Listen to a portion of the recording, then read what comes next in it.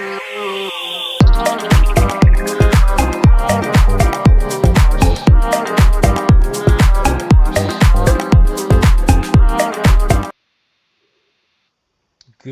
evening, everybody. Welcome back to Where the Owls Sleep. We have a slightly different show this evening. We are talking all about Newcastle, and I've decided to call this a Madness of Magpies. I have got two very esteemed guests with me this evening. First off, Philip from Toon TV, good friend of mine, puts out fantastic Newcastle content as well. Pleasure to have you, man. How's it going? Thank you, sir. Great introduction. I've got a lot to live up to with that now, but I'll do my best. But always a privilege here. Thank you for the invite. Really, really looking forward to the conversation and interacting with the chat as well. Yeah, same as. And we also have a guy that I met about a month ago now, who I'm also excited to have on the show. It's Olly from NUFCBlog and the NUFCBlogcast as well. How's it going, Olly? You good? Yeah, good, thanks. Not so happy now, and Buemo's not coming, probably not. But I'm sure we'll talk about that more. But no, Yeah, thanks for having us on. Appreciate it. yeah, 100%. This is your first time doing the visual stuff, isn't it? I've done a couple. I think I did the Loaded Mag Okay. last summer, but not Yeah, not as often. It's more sort of behind the mic without the camera. But no, it's good to be on. yeah, it's good to have you, man. Good to have you.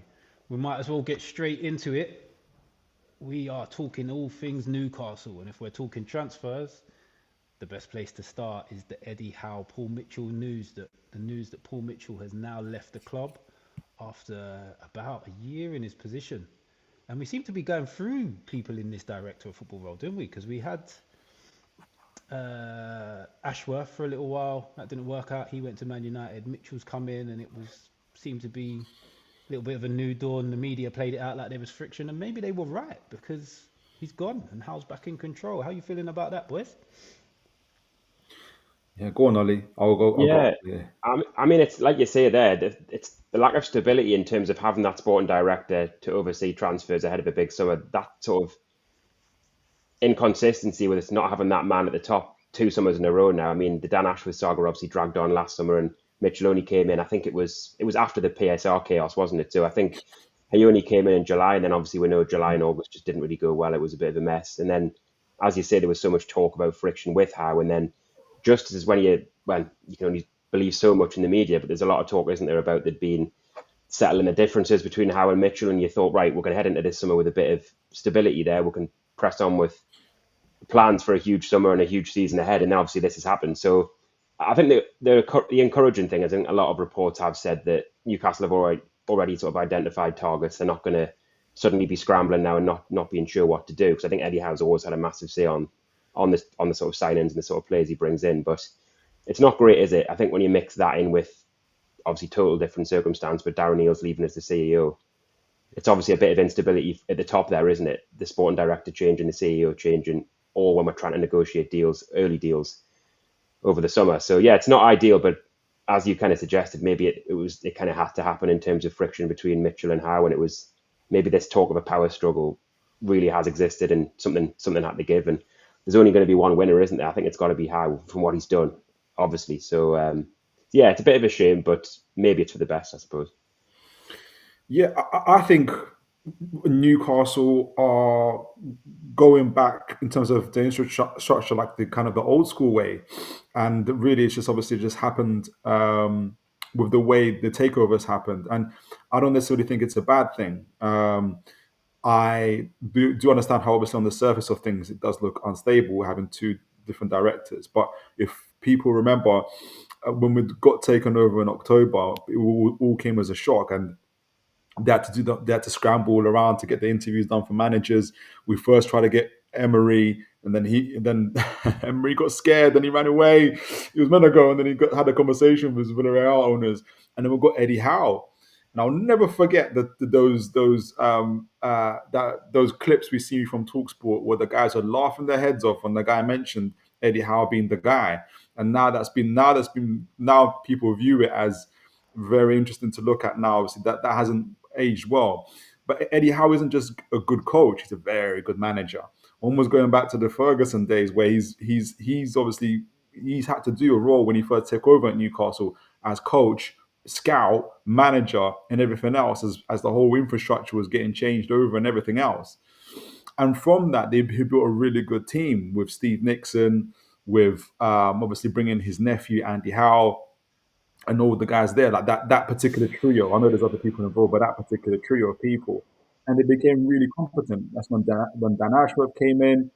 We try to follow the model that everybody in Europe is trying to follow, which isn't a bad thing. Like I do value healthy tensions between competent people because you usually get pretty good outcomes. Like, so I'm not going to say, it's Howe's way or whoever's way. Hopefully, you get healthy tensions between Howe, Steve Nixon, and his nephew. Probably more between Steve Nixon. I can't imagine his nephew, him listening to his nephew too much. And then, but in between them, and so I think it's worked out in terms of I personally don't think we've had a failed transfer yet, like a proper flop. Even your Matt Targets, because he was there to get us out of relegation. He did get us out of relegation. Chris Wood, people were laughing, we're going for 10 million or whatever. I can't remember how much we sold it for, 20 million, but we got our money back and he got us out of relegation. So it became a very competent team that we had. We still wanted the sporting director because everybody else has got a sporting director, which makes it, I'm not saying it's a bad thing, but it works for everybody else. And at the time of saying it, obviously Paul Mitchell's come from Monaco. He's come with all the people that he found out, like players that identified. Is this speaks for itself, right? But again, he's come across a team that's already highly competent, and it's not just when I say old school, he's not just Howe and Steve Nixon kind of dressed in anoraks going to like rival grounds and just scouting players. Like they do the data stuff as well, but they merge it with the eye test and it's just worked out really, really well for them. I think obviously Paul Mitchell has his own philosophy. But on the back of everything I said before, it's just come at a wrong time for him. If any sporting director, I think we really need a technical director, in my opinion. The difference being someone that's just there to essentially, who loves negotiating deals and brokering deals and stuff like that. He doesn't give a monkeys about looking for players, identifying players, or doing any of that stuff. He lets them guys do it. Just let me go and get the deal done type of person, possibly, if that even works. If that is even the technical director, I don't know. So just because of that, just because of how we started and where we are right now, we already have a model. I'm not saying it's a model that's going to last for the next 20 years, but it's a model that's working now and is very difficult or it's going to take a very different type. It's going to take a very adaptable sporting director, adaptable to Howe and the team to making it work. Or maybe it's going to be an internal recruitment. I would like a Steve Nixon or whatnot, someone who already knows what's going on. So it's just worked out that way. And so I'm not overly I can't think of the word, worried about it, just because I'm looking at the track record of players and seeing when we're at. I will be so that's my overall thought of it in terms of sporting directors and where we're at. Yeah, I've got a slightly different take on this because, as much as I don't think it's that much of a bad thing for the same reasons as you, Philip, to be fair, because that we literally haven't missed on any of our transfers so far, and it's been a similar team with someone popping in and popping out. I actually think that Mitchell was there as a little bit of a safety blanket, so that if we weren't in Europe or in the Champions League and we had to sell and then look at a different bracket of player like the next up, like we had been previously, then that would have been Mitchell's remit, bringing the guys that we can wait for a couple of years until they're at their full potential. Whereas I think now we're back in the Champions League, we'll be looking slightly higher than that. So the guys that are pretty much there, they're pretty much there at their, it's not sort of at their peak, but the max of their powers kind of thing, and we can bring them in and they can have an impact instantly.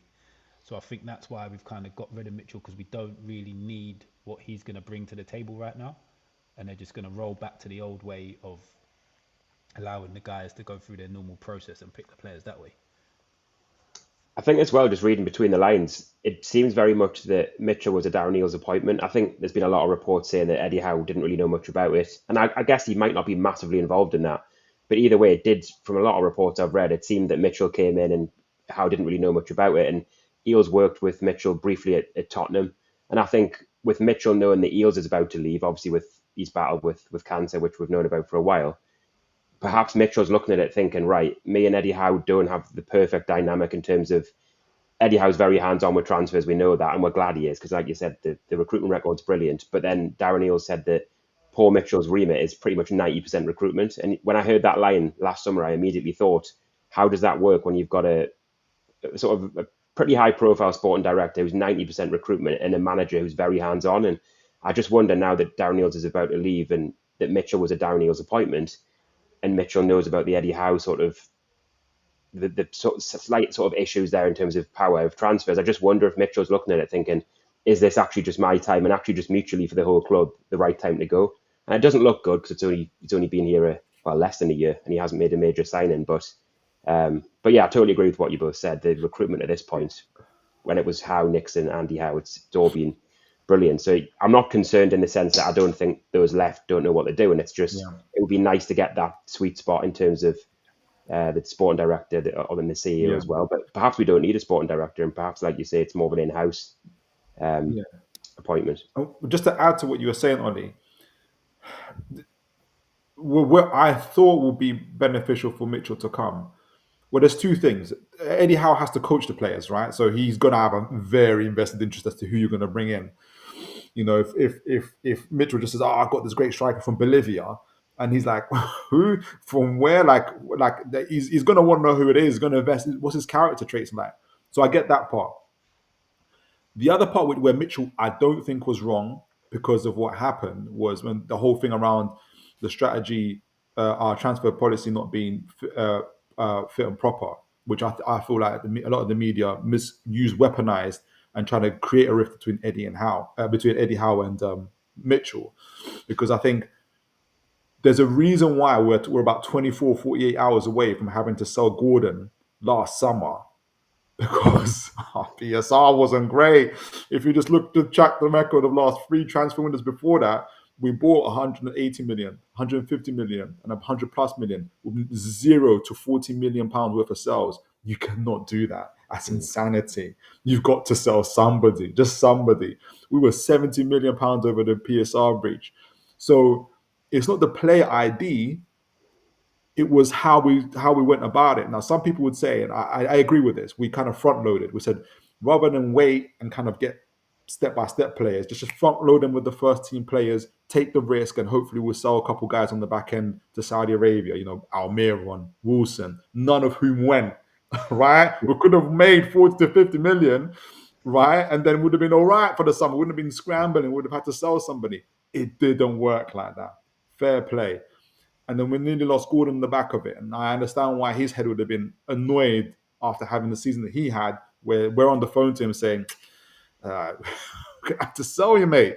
Right? So I, in that regard, I don't like that. So therefore, I understand the appointment of a sporting director. However, and I'm hoping that if we are going to go still for sporting director, we're going to have to find the real balancing act of having someone who the owners, but also Eddie Howe and the team, and it is important, are going to like in terms of working with together, but is also going to be there to be almost independent of voice and say, if we buy X player for 40 million, you do realize we're going to be like 20 million pound over. It's going to be over the PSR breach. Or you're going to have to sell a player that you really, really like to get this over the line. So maybe that's already happening. I'm making a lot of assumptions. I'm not in the inner circle, right? But that's my only overall arching thing, where we cannot go another 3 transfer windows of not buying a player. So that's my only kind of warning. I don't know what the word is. Warning, cautious, wind of caution I have about it. That's the only thing. But in terms of IDing players, it's partly why I'm so calm about the Mbeumo situation, where I'm like, we'll find. I'm really confident we'll find someone just because of what we've done before. But my other thing is in terms of the PSR stuff. So that's it. But that's it really from my end. Yeah, agreed. And that is the main problem. We're not very good at selling, but we also at the time didn't really have that many saleable assets that we wanted to sell. So we kind of found ourselves in a position. It was either one of the big names or a couple of the fringe players that would have helped out massively this season, where Anderson and Minte left, which kind of hamstring us a bit with rotation this season. But I've got faith, and I quite like it from the whole team, really, that they've realised it's not the fit and they haven't just persisted. They've just decided, right, it's time. Let's part ways. Let's go a different route. This isn't going to work this way. Let's go a different direction, rather than getting it wrong and getting a few transfers wrong, or Howe getting players he doesn't want, and that leaves us in an even worse position. So I quite like that from whatever reason. Is if it's been made from that standpoint, it's another good thing to say that people are making the right decisions at the club.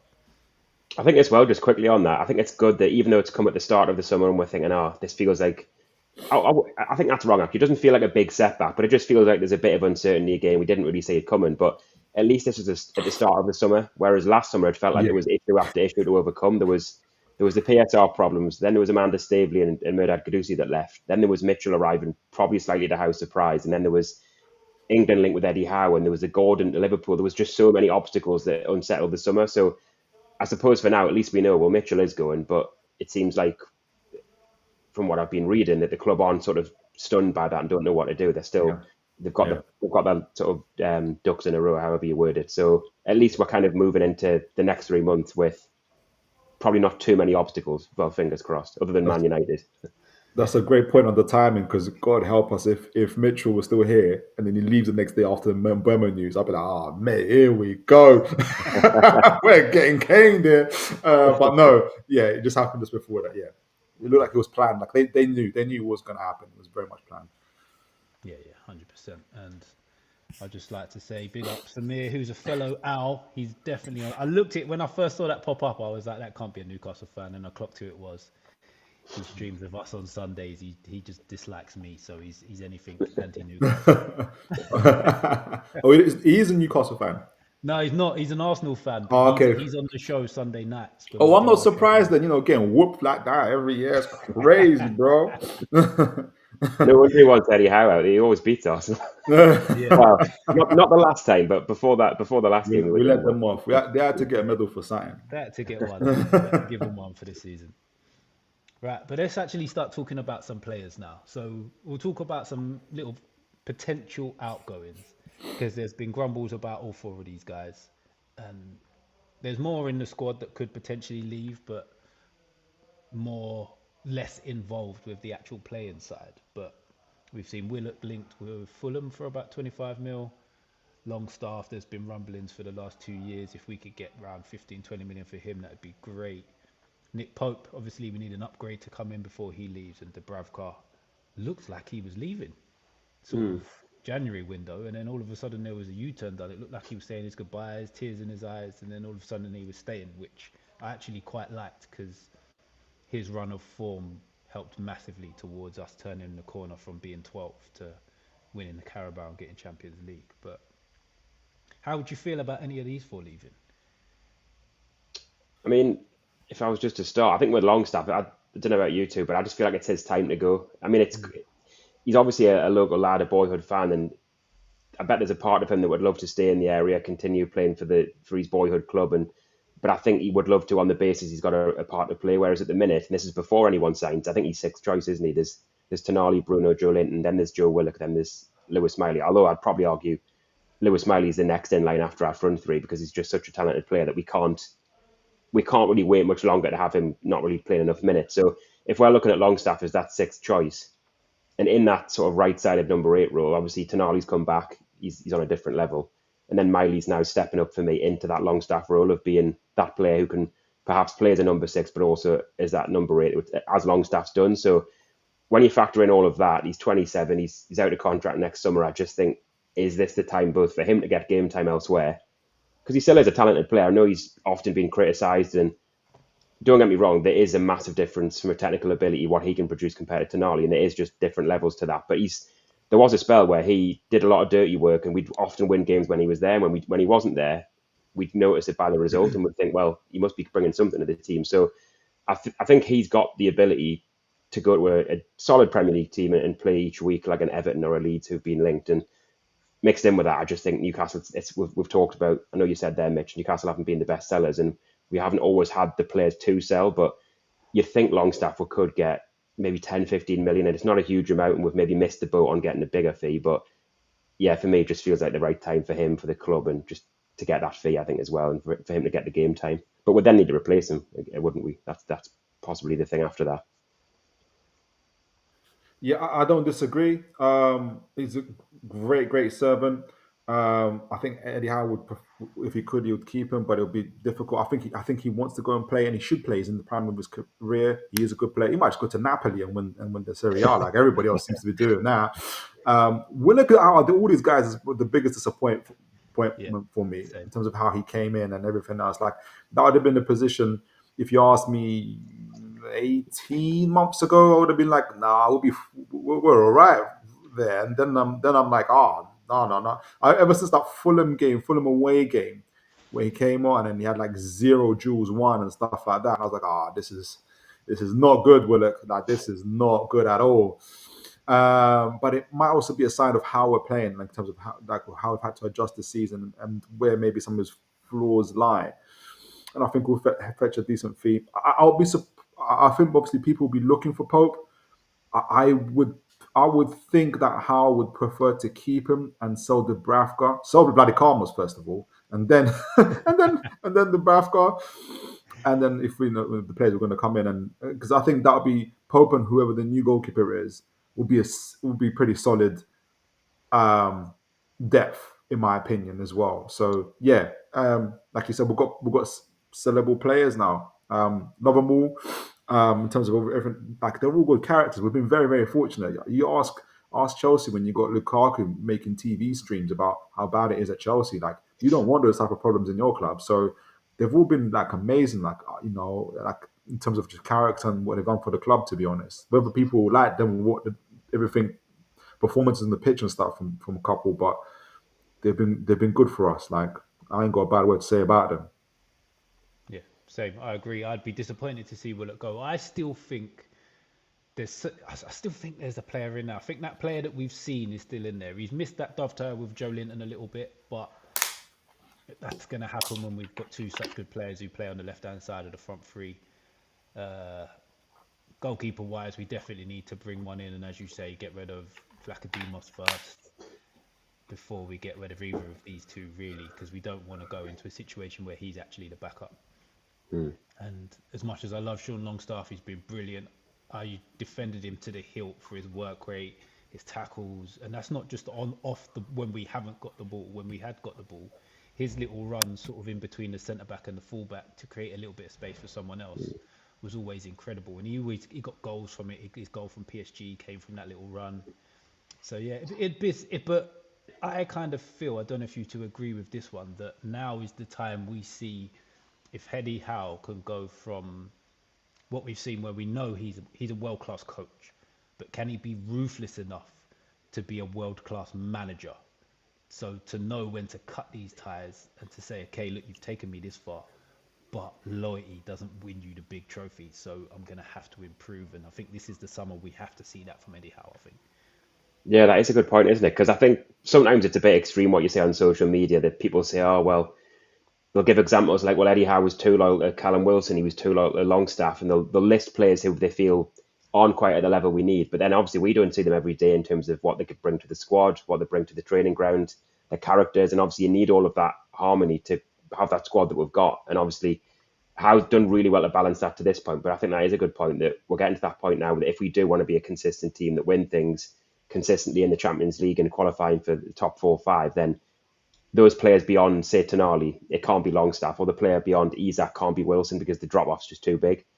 And I think, like, just sort of discussing these four, I think my thing with Joe Willock is I totally agree. If you've got the best Joe Willock, I think he brings something different, the way he carries the ball at pace. He was a goal threat, just something different to that left side. But my concern for him is that I think he gets that confidence and that form from playing regularly. And when we talk about, are there certain squad players who now aren't quite up to the level we need to kick on, I would argue that I'm not sure Willock is at that level. And it's both from a quality and a confidence point of view in terms of, can he get that confidence back by being a squad player? Because I think Willock needs the run of games. But can he get that run of games when Joe Linton is ahead of him? And then the concern beyond that with Willock is his injury record. I think when he's not getting those regular games and he's maybe not building his fitness along with his confidence, is he durable enough to come on and do those bursting runs? And I don't know. I mean, he has proved his fitness over spells of his Newcastle career, but he's obviously picked up quite a few injuries this last 2 seasons. And this next year, we've got to learn from the fact that last Champions League campaign, our squad just got decimated, didn't it, with injuries. And yeah, it would feel harsh on Willock, and it would be a shame because he's got that talent when he's confident and when he's at it. But I'm not sure. I think this could be an example. If a good offer came in, you might be tempted to sort of sell while he's still got a bit of value. But it's tricky because all these players would then need replacing, so it's never that simple, is it? No, and just touching on what you're saying about Willock, I'm also going to go back to the uh, managers and stuff like that. But I remember, I think he was telling, I saw a quote where they asked him the same thing that you were talking about, Ollie, in terms of like him, Willock getting a run of games. And they put that question forward to Howe. And Howe said, which is interesting, he said, from the way we train, you should be ready to play matches. Mm. Right? I remember hearing him say that. Actually, Yeah, and I was good like, oh, response. It was a good response. yeah. I didn't expect. I'm like, that means you. And he does things. He'll never throw players under the bus. And I love Eddie Howe for that. You got to do that because I've seen too many managers do that. I'm like, oh, that's not good. But the gauntlet is there. Like, hey, if you're waiting for a run of games, brother, it's not going to happen. Like, you're going to have to do something in training to show me something. And he's confident in what he's doing, and the proof is in the pudding there. So there, it kind of puts it back on Willock for me. Like, for whatever reason, he is not performing to what he should be doing. Fair enough. And in terms of like managers being ruthless, I have to remember just a couple seasons ago, when Liverpool finished out of the top four, excuse me, it's because Klopp was holding on to Fabinho, who had run down his ligaments. He had no more ligaments left, and he still wanted to play him. And even this season, Pep, De Bruyne, he even brought back Gundogan from Barcelona. Yeah. The guy left, and you still brought him back. And he told the ownership, I don't want any more players. Then he figured out, oh no, I really need players. £400 million worth of them. So even the legends, let's say Pep is a legend in terms of like, even the legends of the game, they need a little bit of help from their owners, sometimes from themselves, to kind of like to part ways. The only one, and people might not like it, but the greatest at it has been Sir Alex Ferguson. Oh, yeah. Hence why he's lasted so long. God forgive me, but it is what it is. It takes that. Maybe how we'll get that into him, but sometimes loyalty has paid him off.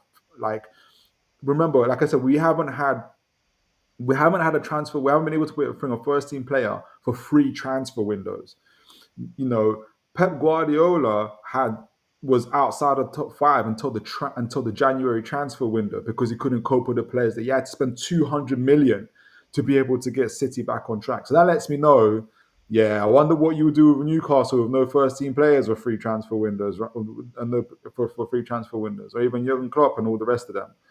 So for Eddie Howe to pull it off like this, yes, he can do it, but he needs the players' buy-in, and they've rewarded him. Like for however they did it, and obviously the trophy as well. So there is a double-edged sword to the loyalty. He's been loyal to them, and they've been loyal to him, and it's worked out for the better. So yeah, just a two-edged sword really with that.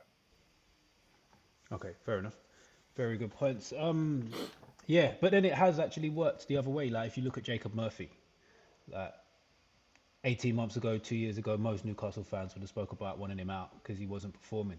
Howe stayed loyal to him, and he's put up like numbers that rival everyone other than Salah in his position this season. So at times it works, but I feel there is certain times that you do need to cut your ties. As much as these four could potentially leave, I don't think this falls into our bracket, but I've put it in for a little bit of a discussion. I think this was more if we didn't get Champions League football. Do you feel we could see any of the big hitters going? I've put these four on here because these are probably the four high value sellable ones that we would look at selling. But I personally don't see any of them leaving. But it's a funny one, isn't it? Because I think the big theme 12 months ago was that Newcastle are in a bit of a mess in June and they had to sell. The theme now is that Newcastle, given the lack of signings over the last three windows and also the sales were made in January with Kelly leaving, with Almiron leaving, and just getting sort of bigger sponsorship deals and Stella and Adidas and Champions League, like it feels like we're in a much better PSR position now. So it seems very clear that we're not in a position where we have to sell. But then that word of like player trading always gets mentioned around PSR, and if a good offer comes at the right time and Newcastle then can, I mean, let's just look at Harvey Barnes for an example. If we got a big offer from, let's just say, West Ham over the summer for Harvey Barnes, in a position where we've already got Anthony Gordon, and we think I don't want to say it's a luxury to have two quality left wingers, because I think we need to have two quality players in each position to build. But if a big offer came in for someone who maybe did feel disposable, that sounds bad, but did feel like we could get a good fee and then build and use that funds elsewhere, then I think we might be tempted. But I just see players like Bruno as just like a no chance kind of zone. But I think I wouldn't encourage a sale of any of these, not even Barnes. But I do just wonder if, because in the world of PSR, you see these deals, don't you, where it doesn't really make much sense. But if the money benefits the team and allows them to sort of spend elsewhere, and there's all this amortization that comes into it and that sort of stuff, I think the world of PSR really complicates transfers now, and you just never quite know what you could then do with money if it came in for someone like a Barnes, for example.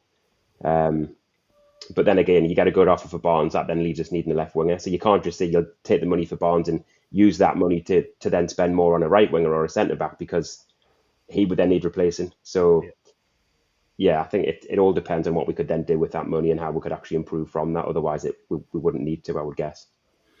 The only player, and that's not because I dislike him or anything like that. I think he's been brilliant for us this year in terms of Barnes. Is if there's two things that Newcastle need to work on from this season, which is goal efficiency. So in terms of the amount of chances to create and everything else, we should be able to score more goals. So hence Harvey Barnes has helped to that, but we need a little bit more. Gordon obviously has gone a little bit down. The other one is our offensive impact from the midfield. So people that can either provide key passes, through balls into from the midfield in towards the final third. We don't really have those Grealish, Bernardo Silva, Foden type of players that can do that. But we've got the front, at least front two, maybe even front three players that love those type of guys. You saw the interview with Isak, who's your favorite player to play with? He said, David Silva. No matter where I am on the field, this guy sees where I am. We don't really have that type of player.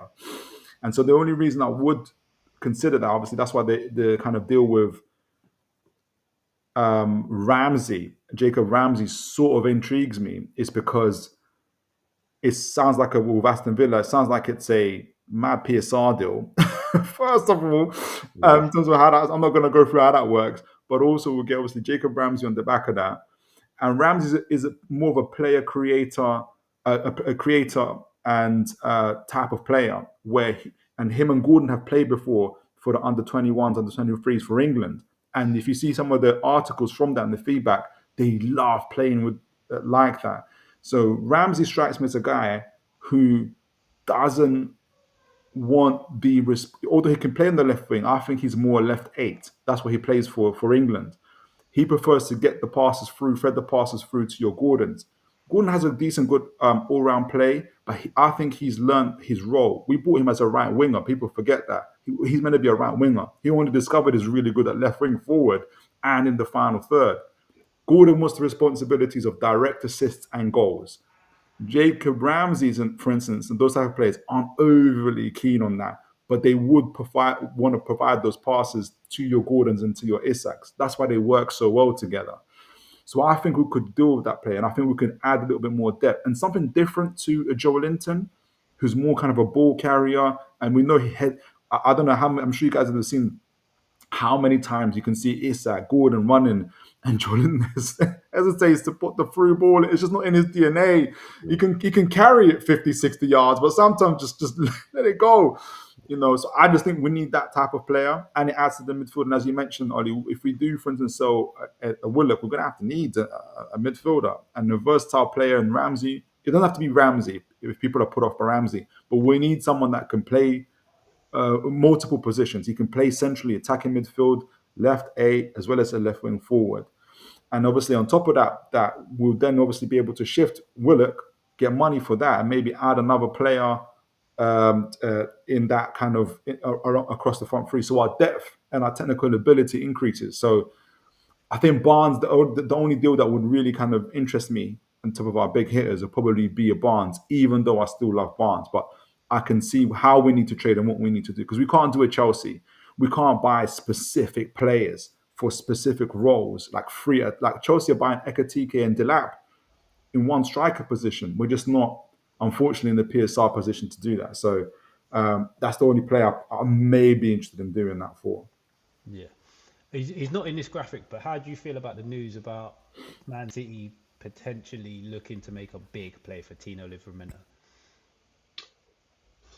It's a tricky one, isn't it? Because we can be here and say, well, he's about to play Champions League football. He's played a lot this season, either at right back or left back. Eddie Howe's improved him. He's got on the England squad, so he'll be looking at his trajectory under Howe and at Newcastle and thinking, well, this is exactly where I want to be going. But then you'd always worry if Man City came in with Guardiola, with the money, with a team that would compete for titles and winning the likes of the Champions League. You would worry a little bit, both like the lure of them, Guardiola, and the money as well. But I would like to think in the position Newcastle are in, unless it was crazy money, they wouldn't be sort of biting at that. But it's really hard, isn't it?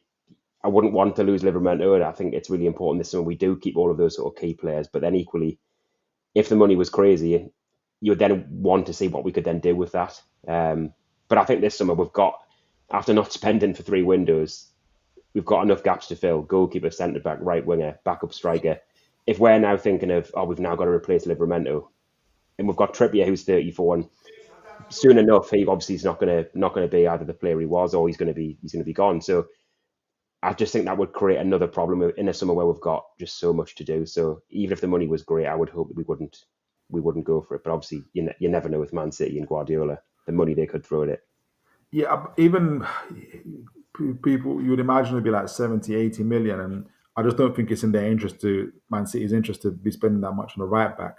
And even if they were, and it would cost us even more to replace him, not more than 80 million, but it will cost us just as much to replace him as it was getting the money. Like it'll be around. I just don't see the appetite for it. And I think from a Livramento point of view, not ignoring it's Pep Guardiola and it's Man City and everything else, he's 22 years old. He's playing for England. He's in the Champions League. He's definitely considered the first team player. Whereas in Man City, he could be playing on the bench. Like literally, he can have a great game, and people will tell you how Guardiola is. You could have a great game in your opening game week. Next game you're on the bench, And this is World Cup year. Is it World Cup year this year coming up? It is, isn't it? It's World Cup. Like this season coming up is World Cup year. So I'm awful with international football. I tend to switch off. But it is. Yeah.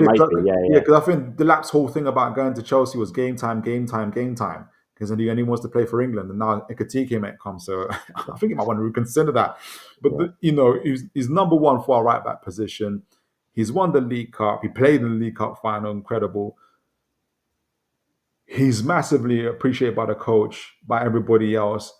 I understand this man, but sometimes he's young. Like it's a World Cup year. I think he's got so much going for him at Newcastle, where even if the allure of Guardiola and Man City, it might detract, it might derail his world-class chance. He can't be guaranteed. Guardiola's never going to guarantee him a first time, but Guardiola will play midfielders in your right back position when you're available. Like he's right, he'll do that to you.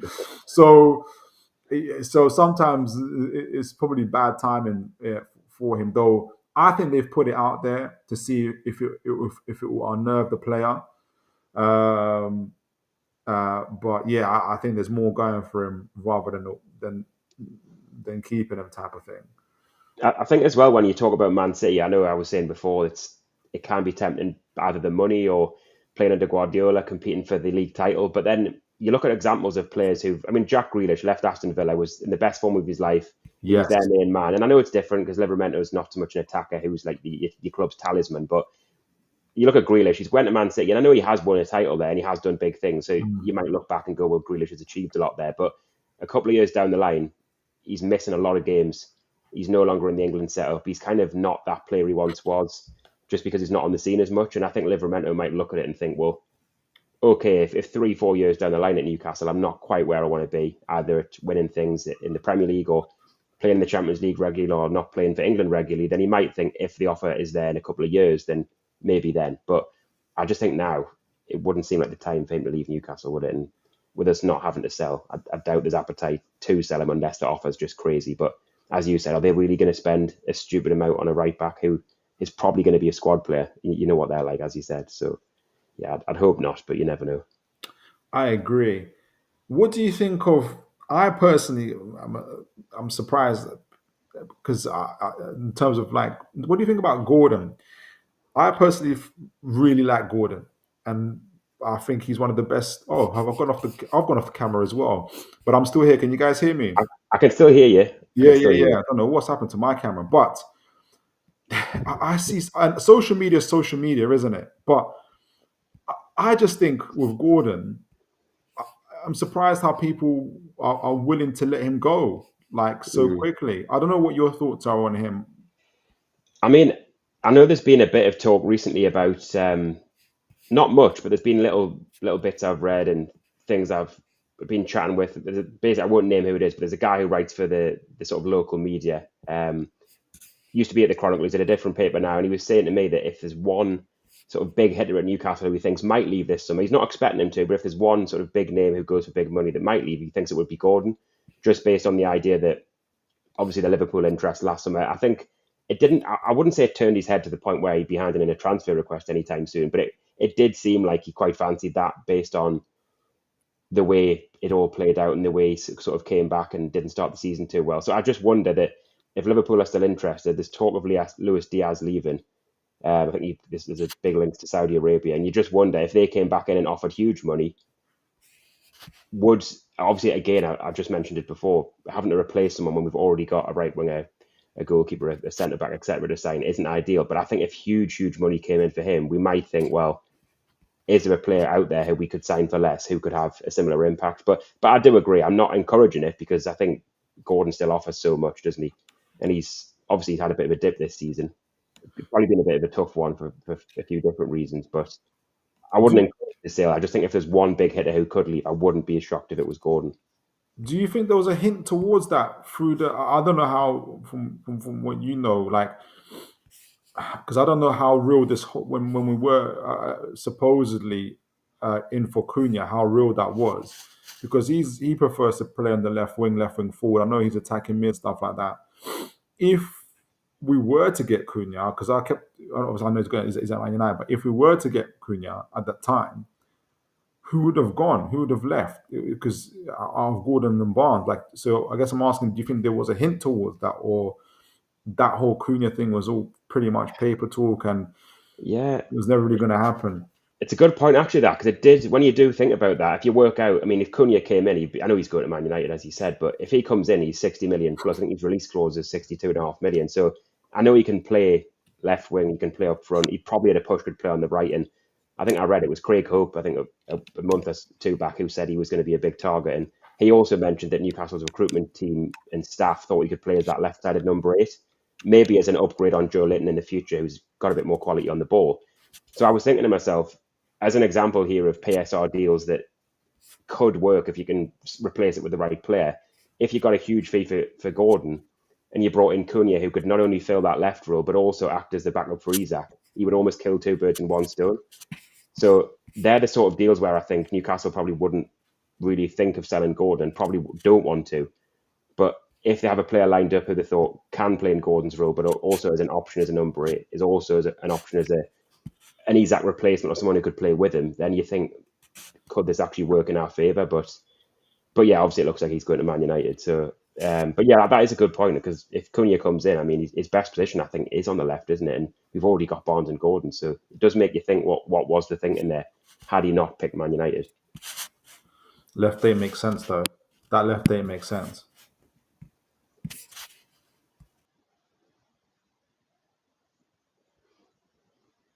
Oh, I can't hear you. Can you hear me?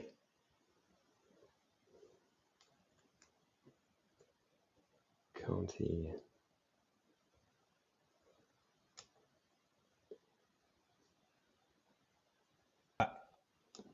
Yeah, I've got you now. Oh, yeah, perfect. Sorry, my connection dropped out there, and I'm not sure what happened. It just completely went wild, so apologies for that. Yeah, I think Cunha was potentially looked at as that kind of Joelinton upgrade, as you said. Just someone who's a little bit better on the ball, that would potentially get us more goals and be a little bit more creative than Joelinton is, without really losing too much of the running power. but then also fill in other areas. If like Isak needs a rest, he could do the odd game here and there on the right. I think that probably would have been the reason we would have been looking at him if we actually was. It might have just been a lazy link, to be fair. I was just going to say on Cunha there. I mean, I totally agree that on the ball, like he's a different level to Joe Linton in terms of like producing those moments and all of those sort of things. But I noticed a stat on him. I think no player has walked more last season than Cunha. Oh, wow. And I saw that stat and I thought to myself, if he is that number 8, I mean, a player that no one walked more versus Joe Linton, who probably tears around every game, just barging into people, it's quite a difference. But that also, as you mentioned before, the transition from a team who's number 8 and Joe Linton on the left is more of a worker who, he's very physical and he does a lot of good defensive work and he links well. But that final pass, when Isak and Gordon want that pass, he can't produce it, then Cunha could. But then maybe Newcastle, if they're going to transition to that team who want to be better at breaking teams down, there's a game for a Joe Linton, but there's also maybe a game for a more attack-minded number 8. But I still wonder how that balance would work, because if Cunha did come in, I know he's Brazilian with blonde hair, but he's physically, I think he's different like level in terms of how aggressive he is and how much he track back and do all that dirty work. So, but yeah, it would be good to have options for next season, because I think that's where we're limited a bit, isn't it? Not having that backup player to come in and make the difference. Yeah, and it also would fall into the flexibility that Eddie Howe has now created with the team, that we could easily, if you played that free, you could see us set up in many different ways. With that midfield 3, you could almost see Bruno and Tonali sit deep, with Cunha just playing more in a 4-2-3-1, and it's an easy shift to do mid-game.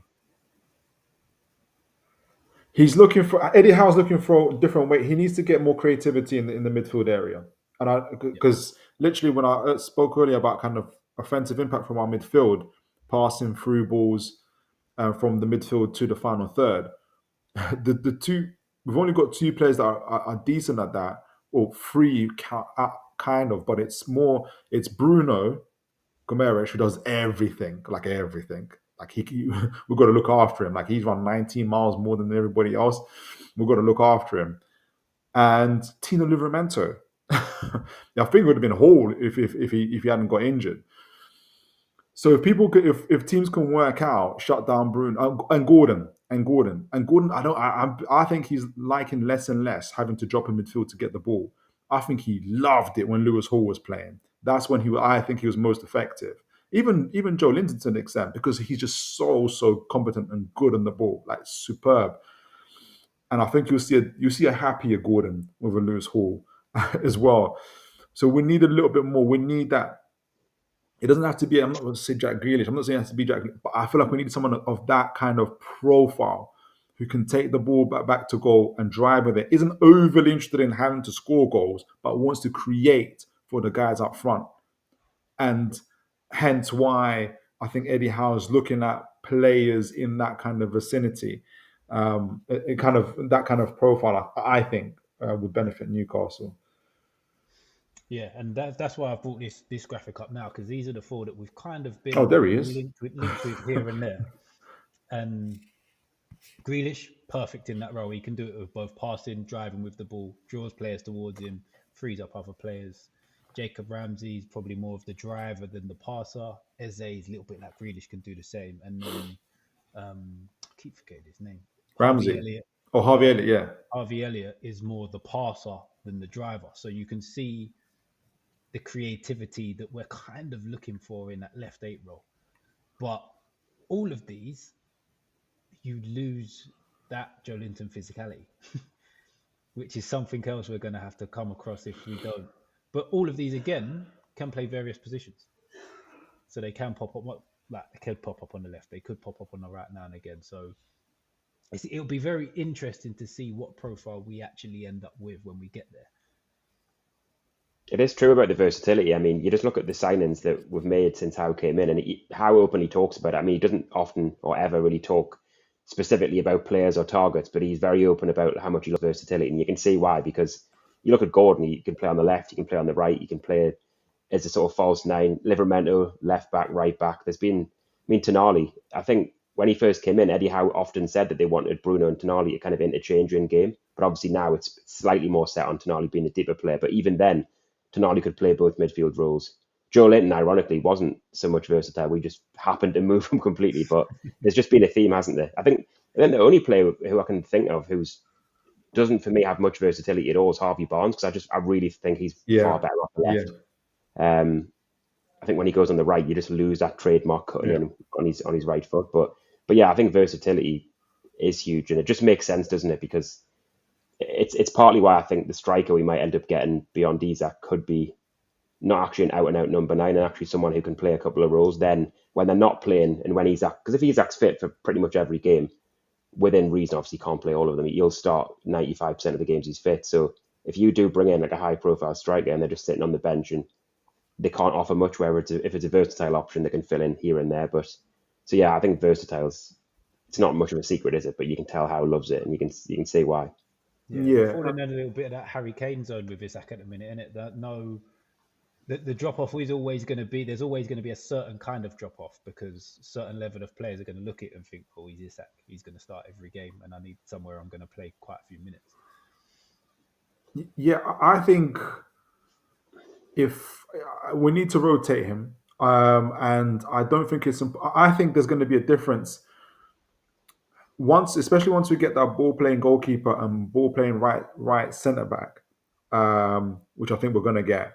In terms of how we play out from the back, I think Howe's had to be very practical or adaptable this season, and I think you'll see us return more to the first version of Eddie Howe's Newcastle when we qualified for the Champions League the first time out, where it's very high intensity up in the other team's area, and so there's going to be less of a need, dare I say, of a Joe Linton profile, i.e., someone that's kind of bossing things around and enforcing and cutting out transitions, because the whole key is to have technical players who can keep the ball in the opposition half.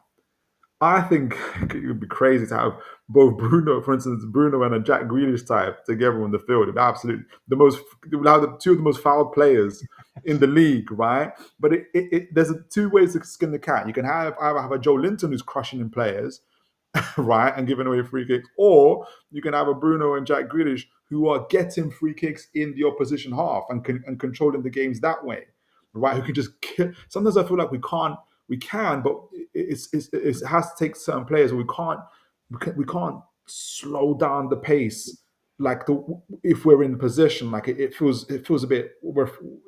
It always feels a little bit. I don't know what it is until that original season when we qualified Champions League, when we had Bruno, Botman, we had more ball players coming out from the back. So I think that's why Eddie Howe is looking at it, and especially if we're looking at Champions League and playing more elite teams, they will work out players like Joe Linton. They will work out those guys. And so you need more technical on the ball players who know what to do with it. In comparison, it's not me kind of looking. You'll always have a place for a Joe Linton. Always, like you can play Real Madrid at home on a Wednesday, then Brentford in the way. Then you get a Joe. You take away Jack Grealish, put him on the bench, put in Joe Linton. Great.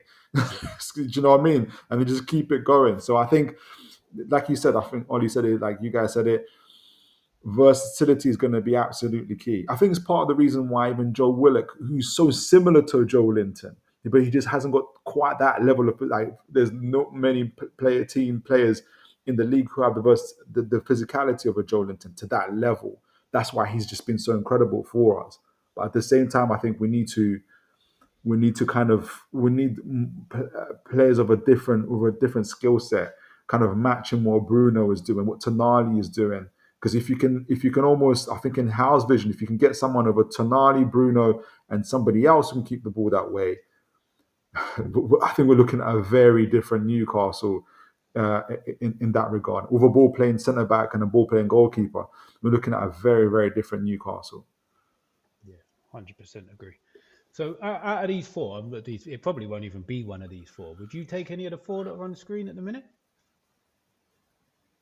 I mean, I've got a massive soft spot for Eze. He's one of my favourite players to watch. But then I think about the sort of position he might fill. Obviously, left wing. He's not really a left winger. He's more of that sort of. I guess he played on the left for Palace, but the way he comes inside, it feels wrong to say left wing. But I just think for us, if I'm thinking of him more of that attacking left side of number 8, as I've said before, I mean, who knows? Newcastle might surprise us. But when we think the priorities in terms of spending are going to come at centre back, right wing, maybe goalkeeper up front, you think if that fifth player is an Eze, I mean, he's going to cost huge money. So, but who knows? I mean, you never know, do you? If Crystal Palace had been linked with Joe Willock, I know it would be Willock plus a lot of money for Eze. But for me, I'd absolutely love Eze. And I think for what you mentioned there, of having that player against a low block, when things can slow down, he can slow it down, then he can quicken it up with edge of the box passes, shots. He's got that spark, hasn't he? So I'd absolutely love him. And I think the difference, like Grealish obviously has the spark as well, but I just wonder with Grealish, the wages are just huge. He's older now as well. I mean, he's not like past it, but I think, is he 30 now? He's something like that.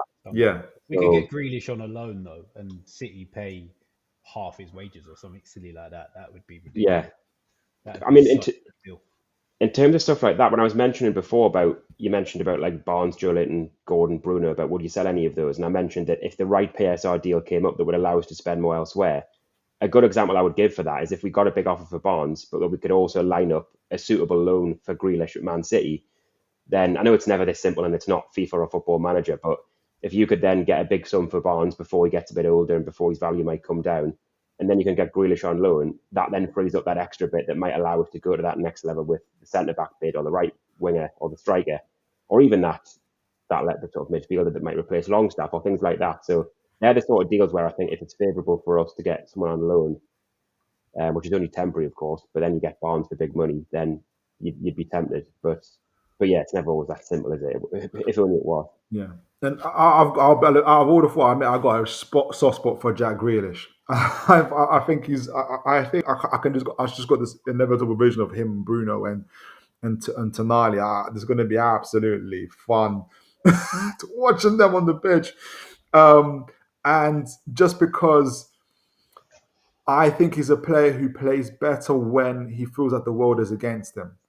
He's that type of player. I think he's probably going through the motions at City for whatever reasons. And I think Pep and him have maybe different ways of how they see the game. Although he himself said that he feels that he is doing what he's supposed to be doing. Maybe he's not enjoying it as much. I think when he's playing for Newcastle, where maybe elite teams or rival fans are going to be trying to go up against. They're calling him washed. They're saying that he's over the hill, he's finished, he's Jack the lad, £100 million for whatever. Now you come to Newcastle. That's when you're going to see, I think, the best of a Grealish, where kind of like, let me show you who I am type of guy. Such a magnet for the ball. He creates space for others. I can see him forming really good partnerships with your Isaks and your Gordons. They'll have so much more space to operate in. And like I said, I don't personally believe he has that much interest to be in the penalty box. He doesn't. He does supply the ammo for the guys who do. And he can play in the six also, as well as the left A, as well as the right wing. I just think we can have a lot more control if he has the hunger. And that's the big thing. If he has the hunger. We've got the right environment, definitely the right coach for him to do that, and definitely the right crowd and the right place to do that. So I think out of all of them, it'll be him. But for a long-term vision, for me, it'll be Ramsey. Though I just need to see a little bit more from him. Eze, I really like as a player. Before I was questioning whether he has a level of there's the word I'm looking for, like a threat about him, where is he just dribbling for the sake of dribbling sometimes, or is he a threat? I feel like the FA Cup final proved to me, and just even lead up to that, like, okay, he does have that cutting edge, and he's grown into it. Whether we'll pay 60 million for a 27-year-old, I think it's unlikely. That's why I think maybe Ramsey's more a bit of a goer in that sense. I think especially just our last finish on. I'm not a fan of. I think Harvey Elliott's okay, but I think it's too small. And I know I'll end on this on a fairy tale story. If Jack Grealish decides to lower his wages to come to Newcastle United, I think the Premier League's in trouble if that happens. So I'll leave it as that. Nice. That's a good place to end on the midfielders. That's a very good spot to end on that. I don't know why Grealish gets a bad rep. I always think he comes over. I mean, a lot of footballers give like really sort of typical answers in interviews and just come over like robots. I think Grealish is really an open book. And I actually think, like you said there, if he came, I think fans would soon love him. Like I think if Honestly, he still had the hunger, if it could work, I think he could have the potential to be brilliant. It just depends what the wages would be and all these different things and whether they would loan him out. Because would City do us a favour like that? Maybe City are the one big six club who might do us a favour actually compared to others. yeah. I don't think there'll be a problem with that at all. I think they can't wait to do us a favour. Problem is they want Livramento, so would they be saying, right, well, again, it's fantasy talk, but like, would they be saying, right, we'll give you favourable terms for Grealish if we can take Livramento? But who knows? I think we'll say we're desperate. We're not that desperate. Because we're doing them the favour. They don't be paying the wages for him. Like he doesn't want to be there. Pep doesn't want him to be there.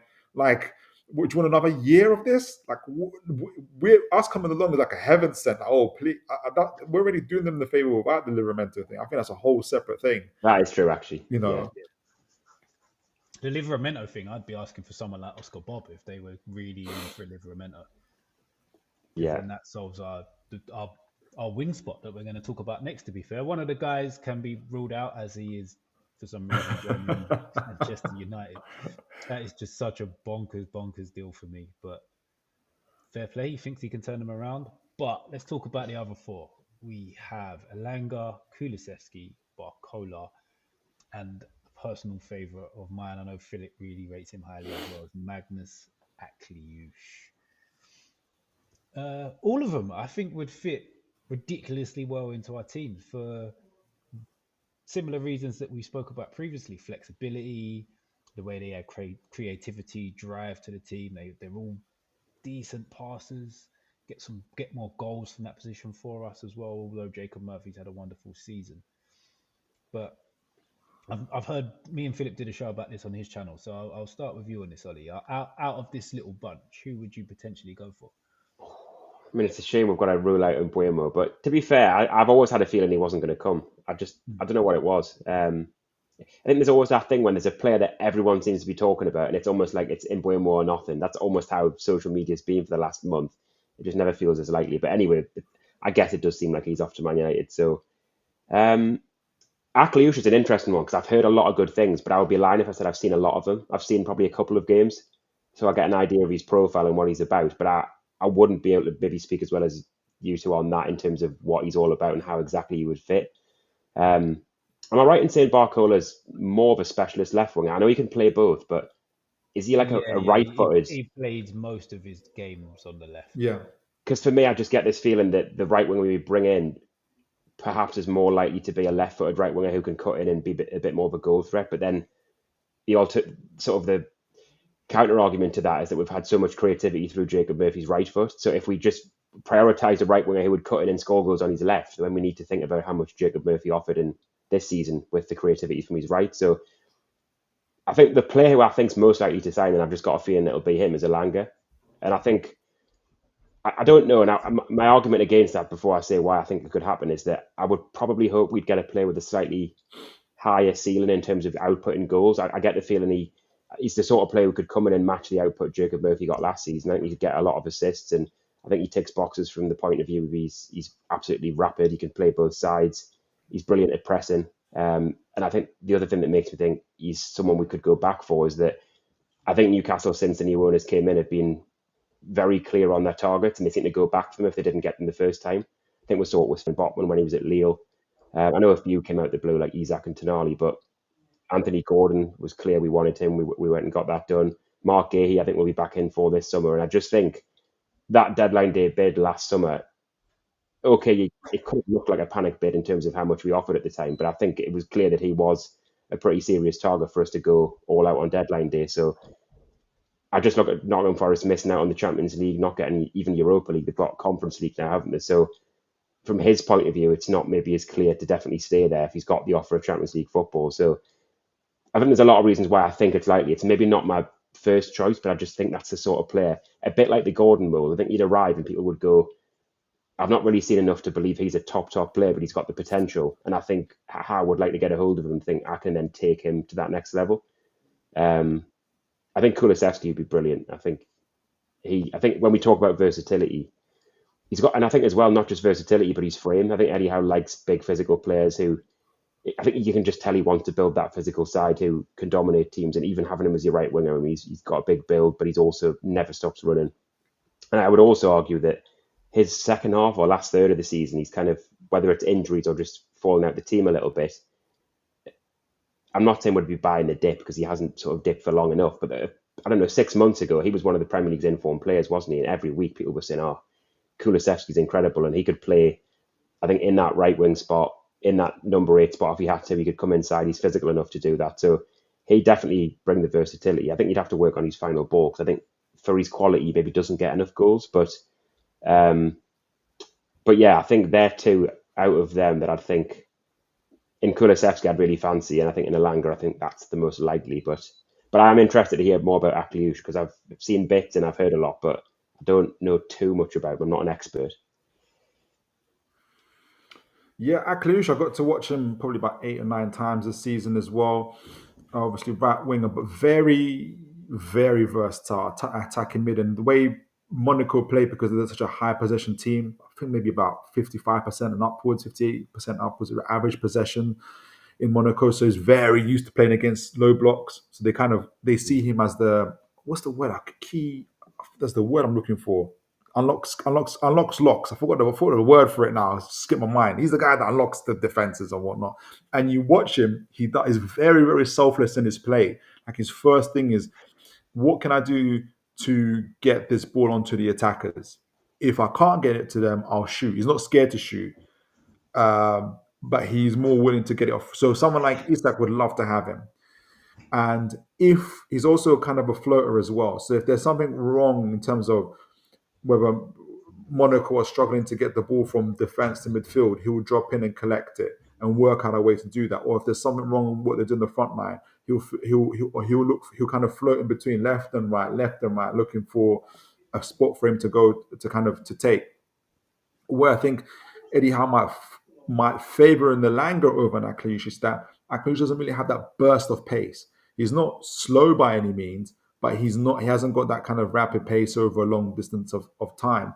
And where Eddie Howe again might even favour Kulu over an Akliouche is that he's he's wiry in his frame. He's not a pushover, but Kulu is that physically more dominant type of player.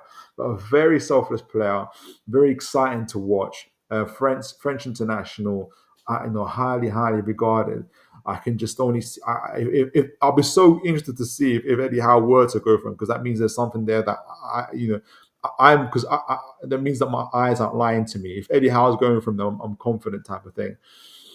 Yeah, Barcola, I really like, and I've been talking about it for ages. Barcola, Kulu kind of suits this profile. I really think that maybe why I'm not weeping like a lot of people on social media over on Bremo, they're going crazy if you see it right now, is I really think that this is my preference that we should look for a Cole Palmer-esque profile on that right wing position. You're not going to get Cole Palmer, obviously going to get 150 million, but that sort of profile who's a playmaker, creator, can take the ball on back to goal in the mid block, but also in the final third, scoring and assisting. He's got that kind of 6'1", 6'2" frame as well, which I think Cooley matches a little bit more, and it can play centrally. So I think Cooley matches that profile a little bit more than the Elanga. But where I think Elanga is that I think he meets us where we're at now, which is transition team and trying to be as quick on that transition as possible. But I think Eddie Howe trusts him in a situation where we have to break down the low block, because he can go either way in terms of getting past the player. So right foot, left foot, which Mbemo isn't as good at. Hence why I don't think he was. Hence why people forget we actually bid for Anthony last season. So that was the whole key about it, because he can do that as well as his pace. So yeah, like you said, Ollie, I think he's probably got a little bit of a higher ceiling. He's 22 years old, and there's a lot to like him about him in terms of the attitude and everything that he's doing. So yeah, I think probably right. That probably is one of the top targets. Though I would love a Kulu, in my opinion. The only other player there was a player I had in my mind. I'm gonna remember when you guys are talking. I forgot who it is. There was a player that I'm kind of really keeping an eye on, but I'll remember at some point. But yeah, a Kulu, a profile would be close. I don't know if we'll still buy a player that's currently injured. That'd be crazy. I don't know if that'd be crazy. I don't know what would happen. It's not that serious. What injury does he have in the moment? Do we know? It's just a muscle Well, injury. I might be wrong, but I thought that he got injured sort of towards the last third of the season, but or maybe the halfway point, and then he came back towards the end, but he was still building his fitness up. But I don't know if he then got Because he another had an one towards the end operation. of He the missed the season. final because he had an operation as well. So like, oh, okay. Oh, of course he did. Yeah, yeah. Yeah. Oh, that's a good point, isn't it? Because I know you're buying the player for several years, but if they also come with an Yeah. injury and you're not sure when you're going to get them back, you can't train with them over Yeah. the summer. That isn't ideal, is it? But And I was going to say he plays with Isak for Sweden, but then so does Elanga. So, you're looking for yeah, profiles and you're looking for relationships, as Antonio Mango says, like they know how to play with Isak and they know Isak. And that's the key thing. So, yeah, I wouldn't be surprised if those are the two kind of big targets that Eddie Howe's looking at. Yeah, 100%. I don't think we can go wrong with any of these players, to be honest. I think they all add a different dimension to the team that makes us a lot harder to defend against. Less Elanga than the other three, because I feel the other three are more likely to unlock a low block than Elanga would be. Elanga would be another one who plays very well on the transition, but if a team sat in with two banks, he's probably not someone I would bank on breaking them down, finding a pass, or anything along them lines. If it's not Agliush, I've fully been sold on him for a while. I would much prefer Kulusevski because again, he can play either eight. If we was really forced to, could we Yeah. stick it to play through the middle? Potentially, yes. But he's someone who can hold the ball, slow the game down, and sort of he can control the game a little bit more from out there. So it's just another threat that teams would have to worry about as well. So I think that would be fantastic for us. that is a good point. I mean, when we're debating a team, we're thinking about what sort of team we're going to be next season, and we talk about if we become more of a possession-based side and we get Botman fit again and we get a sort of slightly more ball-playing right-sided centre-back and Lewis Hall's back into the team and everything's building more to be possession-based, then you think back to when we have a lot of the ball, what's typically been the issue at times under Eddie Howe against a low block at home, and it's been that difference maker. And I guess we talked about Grealish or an Eze down the left as someone who could link the players that slightly more attacking left-sided eight, but the big one, I guess, is the right winger, and that being a player who can unlock the door against the low block. And even though I mentioned there that I think I've just got a feeling Elanga could be one based on last summer's bid and the way Forest tailed off and how he ticks a lot of boxes for the current setup of that fast all action press, but then hit on the counter type of team. That is very true what you say. But is he then the player to take us to the next level to then break down the low block? And if you look at based on what Nottingham Forest have struggled to do, they're brilliant on transition. But when Nottingham Forest go a goal down and they've got to break down a low block, you haven't quite seen the same Elanga. And if that's our issue next season, if we grow as a team and we have to play against more teams that come to St James's and play a low block, then does Elanga fix that need? Whereas from what you said about Agliush, he sounds like he could be that. Yeah. The only thing, and you just made me think of it, Ollie, the only difference I think maybe Eddie Howe's looking at is like I said, he can go either way in terms of getting past the play, but also we've got Livramento overlapping and providing that space, and we've got Bruno in the 8, who's become a key player for us in terms of providing assists and everything else. So unlike Forest, who Ola Aina very rarely overlaps, he can do, but it's a rare thing for him to do that. That's why it's harder for them to break down. Maybe that's what Eddie Howe's looking at. So there's got to be, it doesn't necessarily have to be Elanga, but it's got to be someone in that position, in either Bruno there, who can provide that breakdown. Because like you said, we drew 14 games in that season when we first were in the Champions League. Teams, I think halfway through the season just said, forget trying to fight these guys physically on the pitch. It's just not going to happen. And everybody just went into a blow block straight away. Hence the 14 draws. We only had 6 draws this season, by the way. Oh, that's crazy. Yeah, we had about 20 plus victories. So it's a bit different. But that season, we didn't really have Bruno playing so advanced. Bruno was on number 6. So the left-sided 8, or the right-sided 8, excuse me, I think Eddie Howe, that's what Eddie Howe would still go for in the Elanga, because he's got Bruno. On the other side, though, he's got Joe Linton. Hence why I keep on thinking he's going to have to do something about that left-sided 8. Because, Joe Linton, I love him. He's no Cesc Fabregas. right, to kind of unlock defenses and do that kind of stuff. So I think that's why I think maybe we might be looking at players in that area as well. And Tonali actually plays left left eight for Italy. So would Eddie Howe put Tonali on the left eight and find another six? I don't know. So there's options for him as to what he has to do. Yeah, that last bit there is why I just wish and hope that at some point he has full faith in Lewis Miley. Because I think that's the only reason we haven't seen that much of Lewis Miley is because I think Eddie Howe sees him as the Tonali backup. And Tonali's been that good and that consistent and that injury-free this season that he just can't find any reason to take Tonali off, because we've seen him in like the 96th minute run the whole length of the pitch quicker than anybody with the ball at his feet. Yeah, And it's ridiculous. Why do you take a player like that off? Yeah, well, that's that. I was just about to say that before you added it. That even in the last 10 minutes, if there's anyone who looks just as fresh as when he started, it's him. So, Yeah. But it is true what we just mentioned there, that right-sided number 8 in the season we were struggling to break people down was often Sean Longstaff, who, for all the things we like him for, that sort of creativity, that being sort of offering that quality on the ball in tight spaces against low blocks wasn't him, was it? Whereas now Bruno's that player. Yeah. Could things be different? But I guess the flip side is when we were talking about the left-sided number 8, we've now got a Lewis Hall at left back who can invert, offers a lot of quality and link up down that side. So maybe the sort of creativity and the quality on the ball from Lewis Hall can slightly offset what Joe Linton doesn't offer. But then if you're having a lot of the ball, Joe Linton sometimes doesn't offer enough on the ball. But yeah, it is always interesting to talk about this, and it just makes you wonder what Newcastle are thinking about what their plan really is. I'd love to know, but I guess the signings will hint towards what direction we're going in, I suppose. Oh yeah, 100%. We'll see if we're looking to go from the slower paced kind of build up to breaking teams down and stuff like that. So it will be very interesting to see who we bring in. But the other end of the pitch, centre backs.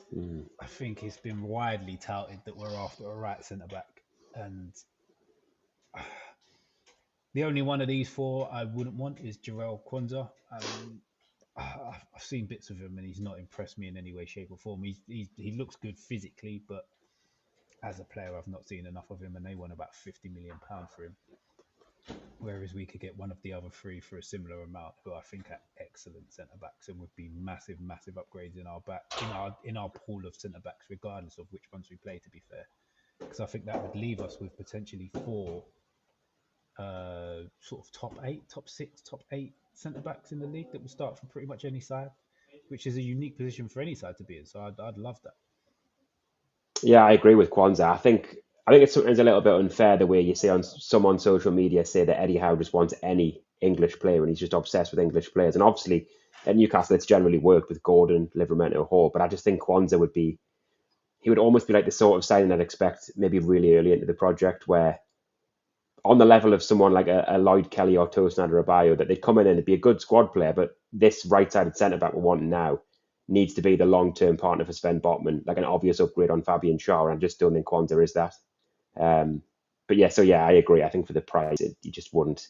He's not that big upgrade we need, is he? I think a little bit like the reason why I think we might go back in for Elanga. I think even more obviously, I think Gahey it feels really likely that we're going to try for that. But like we knew last summer, a lot's going to depend on what actually is Crystal Palace's asking price, because obviously last summer we spent so much of August trying to debate or trying to haggle over a price that Palace just clearly weren't going to play ball at. But the difference now is obviously he's only got 12 months left on his deal, so you'd like to think there might be a slightly more reasonable deal that could be agreed there. But then with him only having 12 months left, will come interest from other clubs. I've seen Chelsea, Liverpool linked. I think I've read from one, I think it was like a Spurs insider saying that Bayern Munich have been in talks. So I can see Gahey being the one we go for based on the idea we tend to stick by our targets.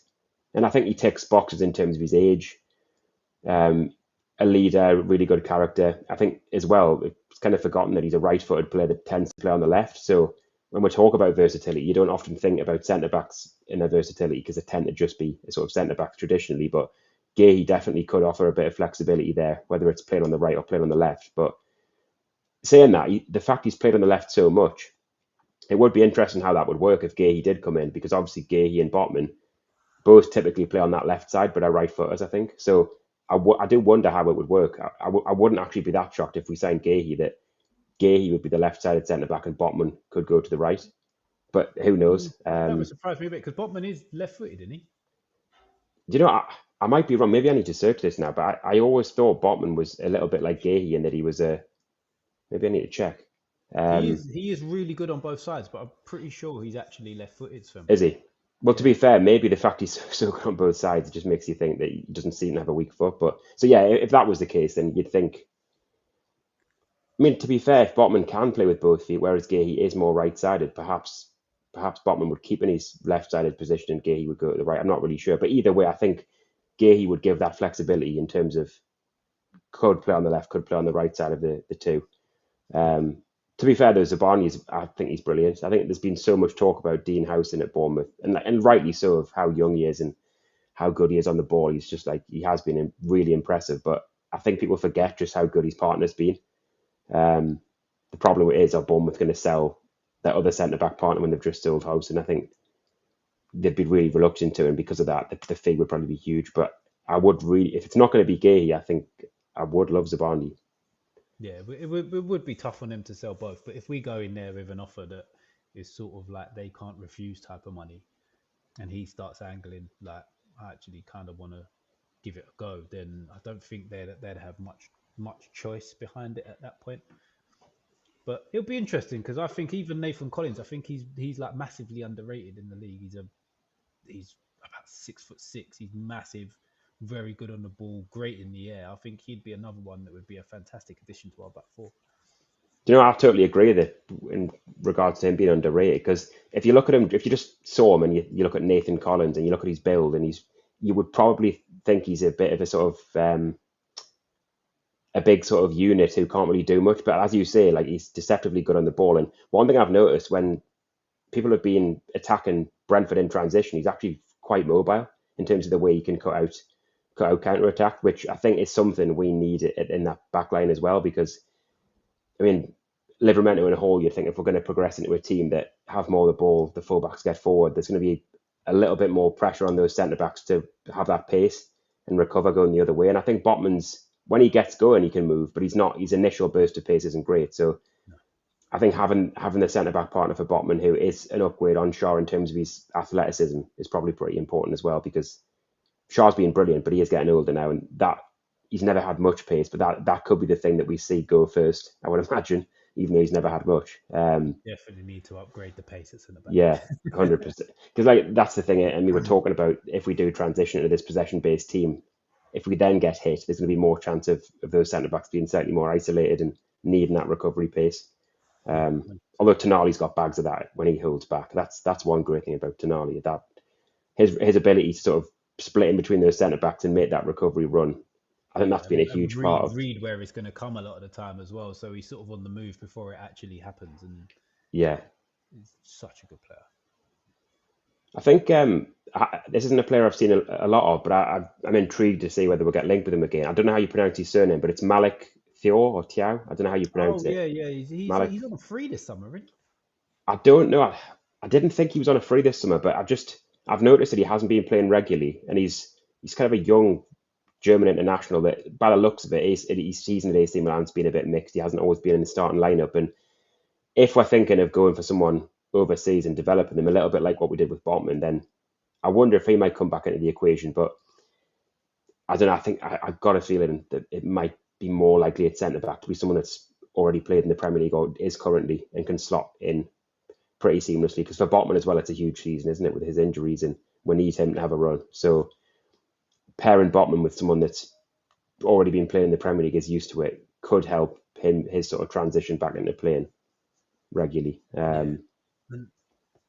But him having a good pre-season and staying fit could be key to us next season, because even the few games he did play at the back end of this season, one thing I think I kind of underestimated about him or forgot that he did so well was inviting the pressure and just playing around it.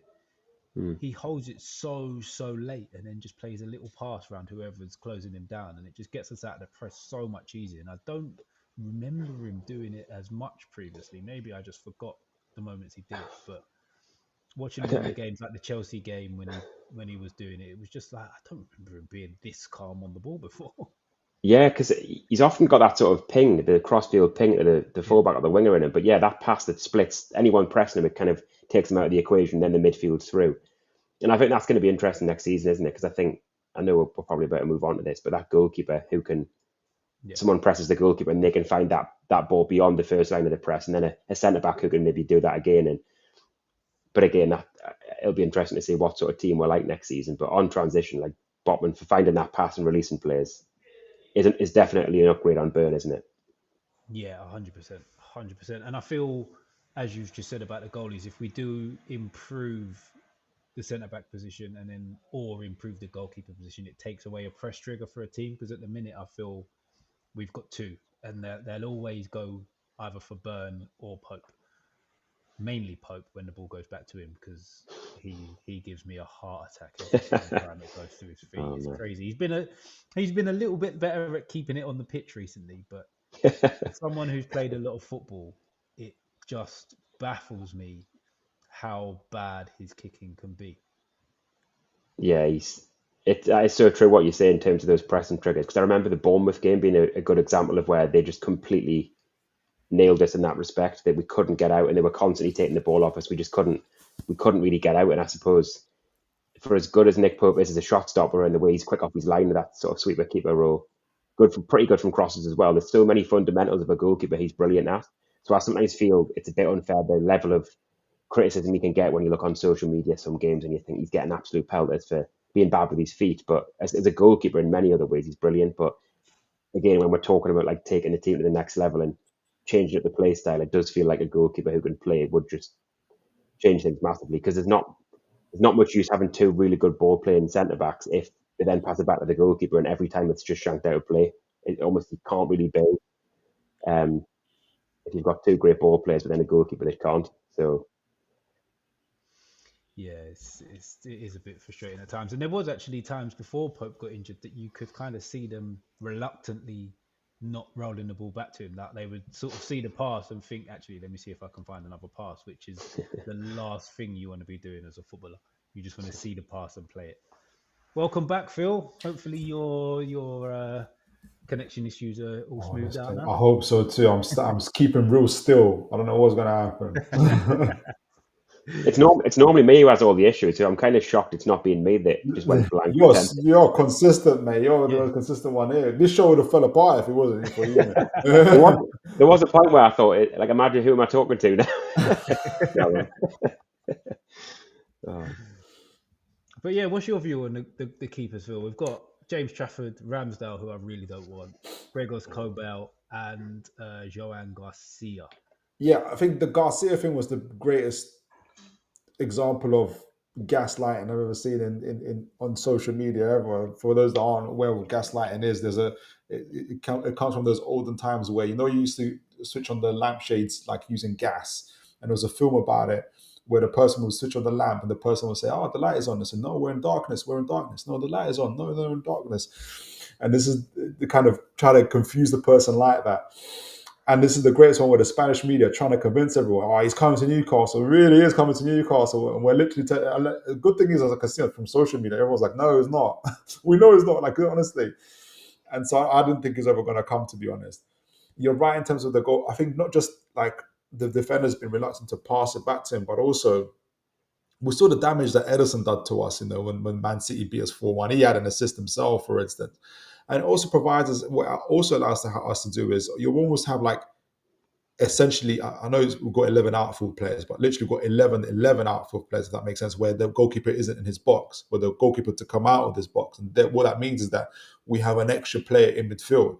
So that's Eddie's, I assume, part of Eddie's house plan, where you got essentially, instead of having 3 players having to knock it out, you're going to have 2 centre-backs going out wide with a goalkeeper in between, and then you're going to have an extra man in midfield. So therefore, the opposition can press if they want, but then we've got 3 really fast centre-backs, forwards on the other side, type of thing.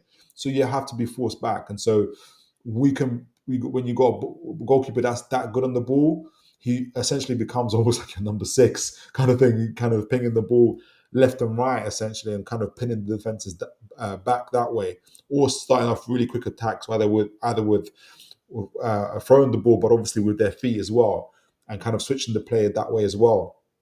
And the extra man in midfield is going to be absolutely key for us in unlocking defenses and unlocking teams as well. So it's going to change the way we play, and I think it's going to change the way. It's also going to change the profile of player that we're going to need as well. So I can't wait. I honestly can't wait to have that modern keeper as soon as possible. To be honest with you, I think Trafford, like learning about it, I have a that's it. This is going to relate to this point. But the other right wing I was thinking about was Madueke, and I have a suspicion in my mind that Eddie Howe's going to reunite the England under-21 team that won the Euros, I think it was, because they had Gordon, they had Trafford, they had Madueke. I can't remember if they had Ramsey or not. I think Ramsey might be a little bit older. I'm not sure.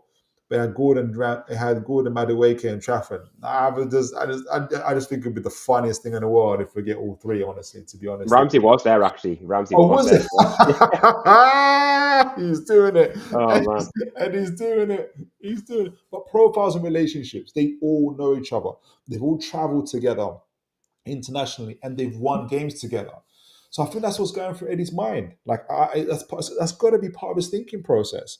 They so he know that they'll know each other. So if you're a Trafford or if you're a Ramsey, whoever comes in, you're going to be you're going to be nervous, like coming into any new club, and you already have people there who know you and will be. If you look at Delap, one of the key reasons why he went to Chelsea is because of Palmer. He has a good relationship with Palmer. We think sometimes social media goes mad. This team think they're bigger than that team, that bigger. And sometimes it's the small things like I know these guys. I play with these guys. Callum Wilson. I don't know if you remember that interview that he had. Remember we were going for him. It was between us and Villa. We weren't in the greatest place. We weren't in Newcastle now compared to the Newcastle then. And the reason why he went to Villa is because he was a child in care. He lived up in care homes when he was in Birmingham, and he vowed to himself in those times that he would never go back to Birmingham. He'll get it out. He'll get out, come out of there. So the big reason for him to go all the way to Newcastle was to kind of prove that journey. You just never know what's going for a player's mind. I think Eddie Howe is thinking about those things, and it just helps with the settling in process, in my opinion. So. Yeah, I have a sneaky suspicion that Eddie Howe's trying to reunite the England under-21 team. That's my hot take. oh, we've lost Mitch. I don't We've know if lost you you, could hear Mitch. Sorry, I was Yeah. just saying I'm fully on board with it. Apart from the Madueke shout. I know Madueke is my guy. I'm not get on board with Madueke. If we get Madueke, I think we're going to have to start an emergency stream for everybody and tell everybody, guys, it's all right. He is the guy to take us forward and just take all the pelts But Olly, just so you know, me and Phil did a show on his channel, and we were doing the Madueke stuff, and there was our highlight clips, and it was probably the worst put together highlights of someone. It's going to be highlights as well. Ever. He was like hitting the side netting, he was shanking things. no. It was horrible. The thing, I know we're on the goalkeepers, but the thing with Madueke, I've got quite a few friends live down in London. They're big Chelsea fans, and one thing they've often said is he's quite lazy. Like he doesn't really work too hard. And I was thinking to myself, well, I know quality comes into it, and if there is a player with so much quality but doesn't work so hard, Howe might make some allowances. But for me, Madueke is not a real standout quality player who has these magical moments all the time. So if you mix that with perhaps not being a player that presses that much or doesn't always track back, maybe I'm being a bit lazy here and analysing what he's like, and maybe he works harder than I think. But a lot of my Chelsea mates think, he doesn't really put that shift in. And I thought, well, this doesn't strike me as an Eddie Howe player. I know England under-21 does, but I've always been a bit surprised by that one. But if that's who Howe wants in the end, I mean, who am I to go against it? But it's going to be fun. It's going to be fun watching it. Certainly is. Right. So on our last position, really, the last one that it feels like we need a little bit of an upgrade on is the backup to Alexander Isak. Because at the minute, Callum Wilson looks like he's done. His legs are gone. He's nowhere near the player he once was. Osula, I genuinely don't feel that this coaching team now see him as a number 9. I think they see him as an adaptable wide man that can play either side. and it's more of a last resort that he plays through the middle. So it would be nice to have another genuine number 9 to go up with Alexander Isak. There's no real massively strong links, to be honest. João Pedro's been about since before we got Isak. Then we've got Tammy Abraham, who's just coming off a bad injury, who I think could be a good fit for him. Coming back to England, not under massive amounts of pressure. Sorloth I've just put in there because he does that exact role for Atletico in the most ridiculous way I think I've ever seen. So it'd be interesting to see what we do, because we spoke about it a lot in the show, that it's more the adaptability of players. So it will probably be a player that can do it, but can also be used elsewhere at the same time. So they're not just sat on the bench when Isak's playing. But it's definitely one that we need to fill, because I feel we've seen sort of these last 5 or 6 games that Isak was in dire need of a rest. Just for like a couple of games where their fall off wasn't so big, just to get him back to his best. And we just didn't have anybody to put there. Yeah, I find it tricky to know whether they're going to go for the sort of versatile player who can step in for Isak when Isak needs a rest, but also play in different roles. So like I mentioned before, I think Cunha could have been that player who can play a couple of roles, but also step in for Isak. And I think João Pedro is a little bit similar, perhaps not quite as versatile as Cunha, but I think he could play just off the striker. I think he could play wide, although maybe not as well as Cunha. And I think he's improved physically. I think at Brighton, you can tell he's bulked up a little bit since his Watford days. So I wouldn't be shocked if he could drop into more of that Joe Linton role. But I still think that would cost a huge amount of money to get João Pedro. And yes, he could tick a few boxes, he could play a few positions, but that's a huge amount of money to spend on a player who you're not exactly sure where he'd fit in the first team.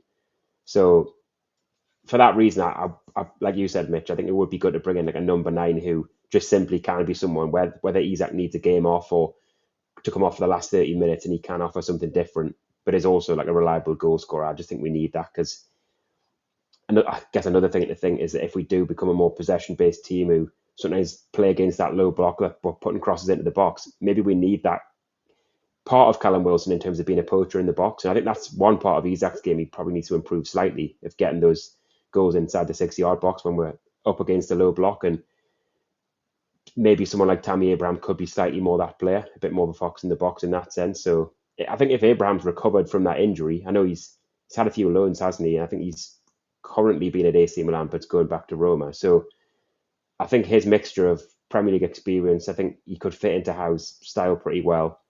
And you'd think he's got it's a bit like the Jack Grealish one. Has he got the hunger to come back and kind of prove himself again? But I think if he had that and he'd be happy to play that role, I think Abraham would be a really good show. And I suppose in terms of where he fits into the squad dynamic, if we've already got an Asula type prospect who, as you say, might be more of a wide man now, but was also the young striker option, I would guess if we are going to get a striker, it would be a slightly more senior player. Otherwise, I think if we get another project player, a bit like Asula, then you've got a drop from Isak to two players who might need time. So I think the striker we bring in, if it's not a versatile one, could do with being a bit more of a proven striker that's ready to come in and play that previous Wilson role.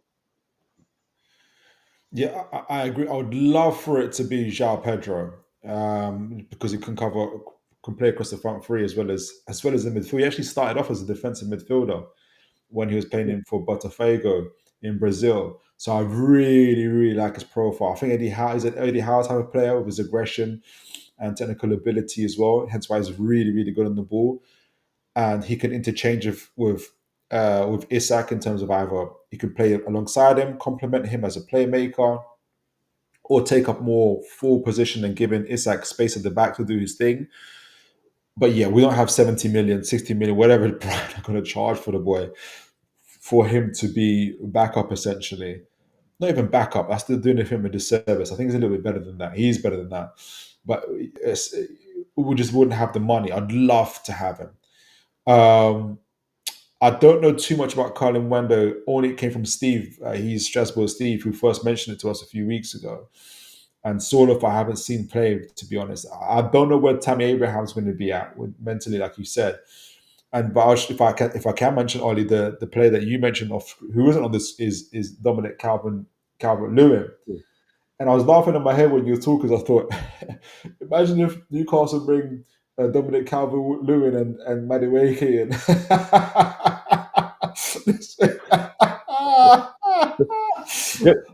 I might have to do an emergency stream and tell people it's gonna be all right. I promise you, it's gonna be all right. And the only reason you would have a Dominic Cat, or the big reason, is PSR essentially. You would prefer a João Pedro, in my opinion, but it's going to be PSR. He's free, and he's still, what, 27, 28. He's injury prone, but he's not as injury prone as Mr. Callum Wilson is. And he's still got an air of threat about him. He's a good target man. And like you said, Mitch, in those final 7, 8 weeks or whatnot, where Isak was flagging, still getting goals, but he was flagging. We were quite lucky for him to even get that across that line that way. And you need someone to be able to cover, to be able to do the final 5-10 minutes, or to at least start in some games and whatnot, to give him that rest. But it just shows where things are in terms of PSR. Or like I think one of you guys said, where if we get a right wing forward who can also play in the false nine type of situation fairly comfortably, which is certain Madueke can do. But anyway, I won't mention that name again. But yeah, I would love it for it to be any guys, but if it's going to be anything above 20, 30, 40 mil, I don't think we'll get an out and out striker, even though I'd love for it to be. It's worth mentioning now, when we were chatting before recording, and when I mentioned Calvert-Lewin, it's more one I've kind of got a feeling that we might just go back in for, rather than me sort of going, oh, please bring in Calvert-Lewin. Yeah. Oh, sorry. I'm saying please for Madueke. Olly's saying no thank you to Calvert-Lewin, just to clarify things. I think with Calvert-Lewin, it's one of those now where I think, because we're going to be going into the next season with, well, hopefully competing on four fronts for most of the season with both cups, the league, Champions League. And we know about Isak's end of season groin issues. And generally, I think he actually gets a bit of an unfair rap about his injury record. I think he's actually not missed that many games. Of course, he's carried an injury back end of this season, which has been a concern. And I just think, had we not been playing in sort of Europe next season, we might have felt like we could have got away with the Calvert-Lewin a little bit more. But I think based on what we're going into next season, the fact where our ambitions are increasing now, this project's continuing, I think Calvert-Lewin might be tempting if he was a third choice squad signing. So if we had, let's just say they really thought Asula could step up next season and have a bit of a Lewis Hall moment where his first season he wasn't in the side much and then he really does grow into like the squad. Then if it was a mixture of an Isak and Asula who they really think is going to be going places, and then Calvert-Lewin is the third choice, then I think that could work. But I think because Asula is still quite raw and, as Mitch said, might be played more on the right, then I think a Calvert-Lewin who's either injured a lot or when he does play hasn't actually scored much recently, I just think it might be tempting because we've wanted to get him in previous years for much more money, and it could work for PSR and free up funds. But I just think I'd be a bit worried if he was the Isak backup, because it might not be long until you feel like you've got the next Callum Wilson in terms of he's getting older, injuries, does he score enough, does he look good enough to play that role? So I think if Calvert-Lewin's third choice on the cheap, then maybe, but we probably don't need that unless Asula goes out on loan or definitely plays down the right. Yeah, I think Calvert-Lewin's potentially sort of like a worst case scenario type of signing. So if we do end up getting like big money signings in other areas and we're sort of running short on the funds, it could be like, okay, he's someone that could potentially fill a spot. But that's if we've signed someone that can also play through the middle from another position. Say we did spend a £60 million on a João Pedro who can back up Isak, and we get near the end of the window and they feel we need another option in that position, they might go, okay, Calvert-Lewin, don't have to pay a fee for him, he's out of contract, wages won't be massive. I could see that being the only reason we bring him in. Yeah. We've gone past the point of the Calvert-Lewin type of signing now. Yeah, I hope. I mean, quite rate Calvert-Lewin as well. I think the only thing I'd say about him is he definitely, if we're looking to bring someone on that could offer something totally different to Isak, ability to hold up the ball a bit, or if you were up against a low block, he's not a great. I think he misses too many chances, but he is a threat in and around the box in terms of his aerial ability. So he would give us something different. I know we haven't seen it much from Callum Wilson, but the big difference a couple of seasons ago, the year we finished fourth, was that when we brought Wilson on, he didn't have that pace or quick feet that Isak can offer, and how dynamic he was. But in the box, he'd be that fox in the box that would get the goals Isak couldn't. And I think the old Calvert-Lewin might have been that. But as you said, I just think it might be one to watch in terms of Eddie Howe's long-term target. He might be on a free now, it might be tempting. And as you say, could then free up real big money at centre-back, at the right wing, etc. But it would, going from Liam Delap potentially being in the mix for him at 30 million, maybe England's future number 9, to then Calvert-Lewin would be pretty disappointing, wouldn't it? So maybe it's one for late in the window if we get others, maybe. Yeah, but I actually feel on the squad build thing, I think that we sort of slightly touched on both players. I think both of Lewis Miley and Osula will see a lot more next season. I think this was sort of like the main bedding in season for the pair of them. Lewis Miley got a lot of minutes last season, but I think it was just because needs must. We had no other body, so we had to chuck him in when we didn't really want to. But I think next season we see proper breakouts from both of them too. I feel. Yeah, I think Eddie Howe had like a reverse. How do I say it? Had to develop Lewis Miley in reverse. When we had the mad injury season last season, 41 injuries, we had to play 17-year-old Lewis Miley. We had to do it. Now that we've got twice as less this season, we've done really, really well this season in terms of injuries, partly from Eddie Howe's tactics and partly from James Bunt. Yep. We've had less of pressing need for Lewis Miley, but he's been developing him off the field. We could see that physically.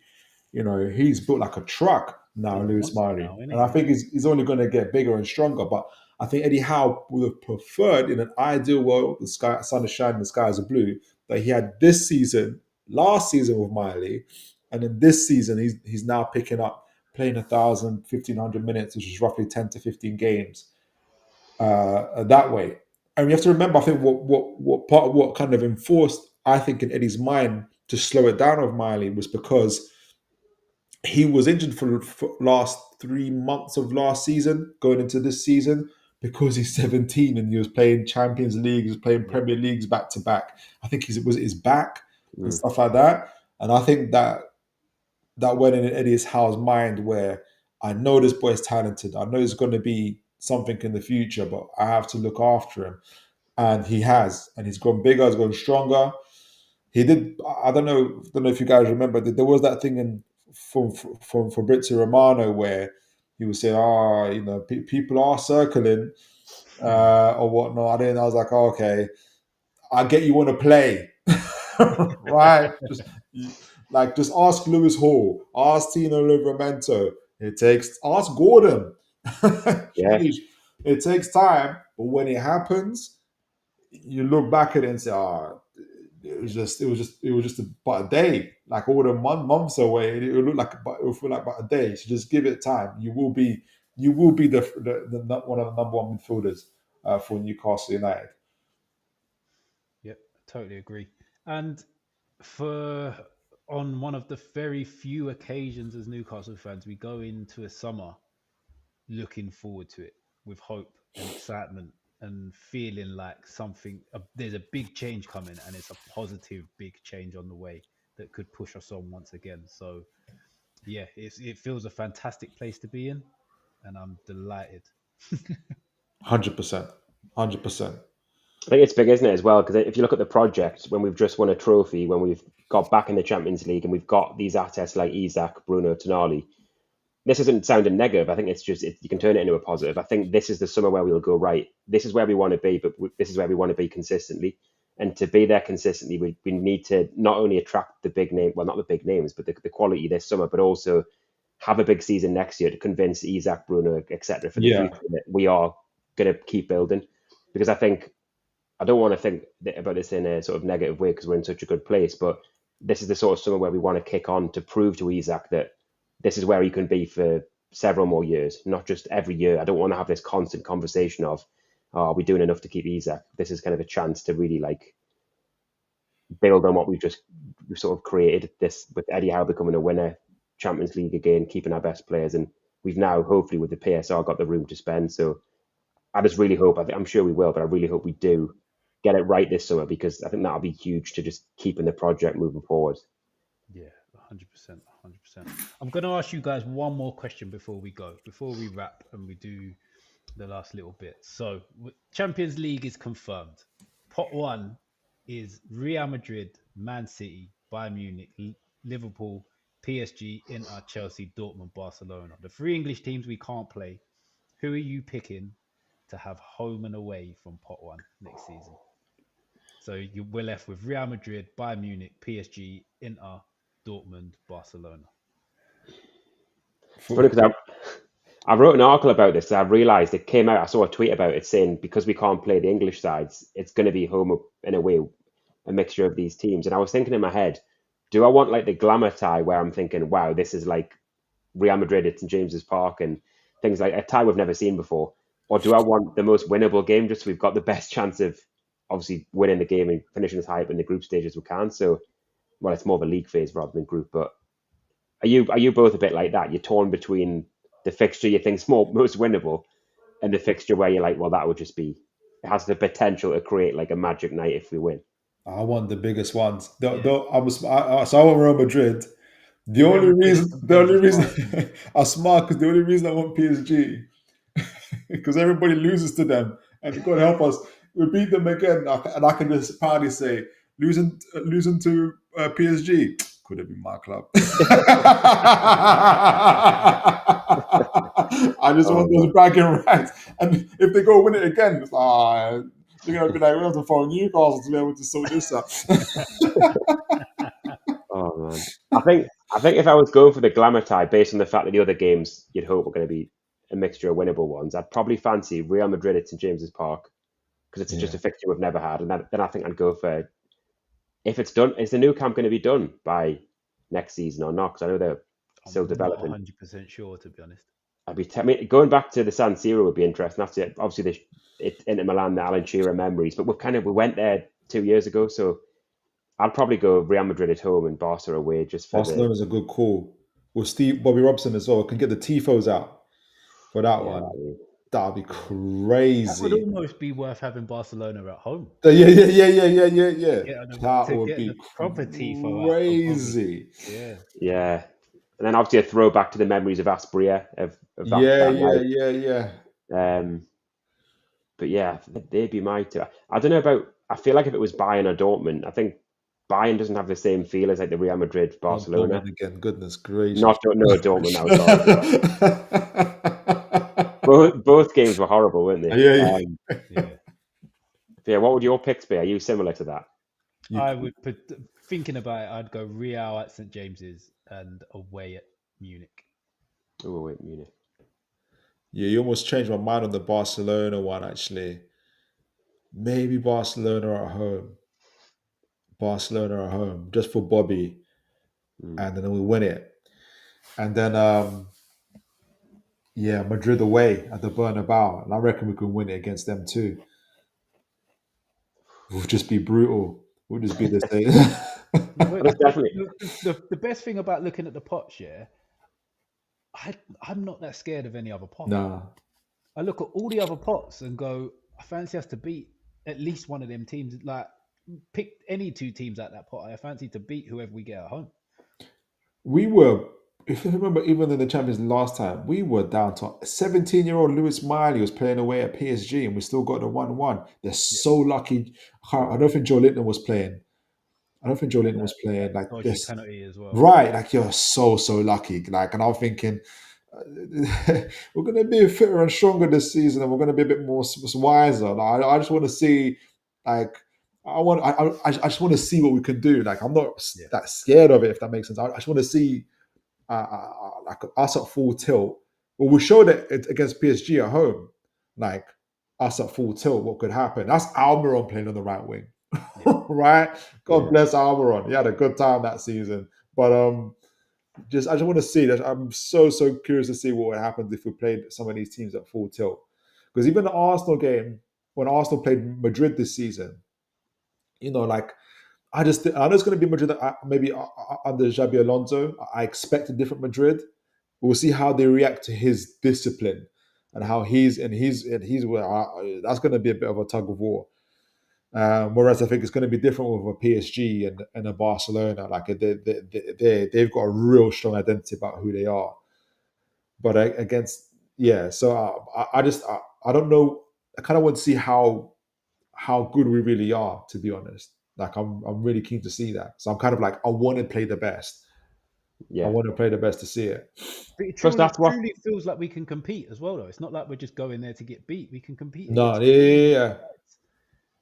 Yeah, I think as well, those big games at St James's Park, they're the sort of moments that create those magical nights where if we were playing, like if those two big quote unquote games we got were Borussia Dortmund at home, that wouldn't have I mean, it's still a huge game, but that wouldn't quite have the same feel where it's like, this is a chance to really show everyone how good we can be, quite to the extent of a Barcelona or Real Madrid. yeah, But I think what's good about I mean, it took me a while to warm to the new like phase. It's obviously not a 4 team group anymore. It's like a big league. yeah, It yeah, took me a while to warm to that because in the early rounds, it didn't feel like there was that jeopardy. If you lost twice, you were on the verge of being knocked out. So it all kind of evened itself out. But the good thing as fans is we get more games to watch and we have more chance of, even if we struggle a little bit, of maybe finishing in that middle pool of clubs and still having that playoff game to get through the knockout stages. So both from fans to watch more games and test ourselves more, but also financially, more games equals more money, doesn't it, for TV yeah, rights? yeah, So, exactly.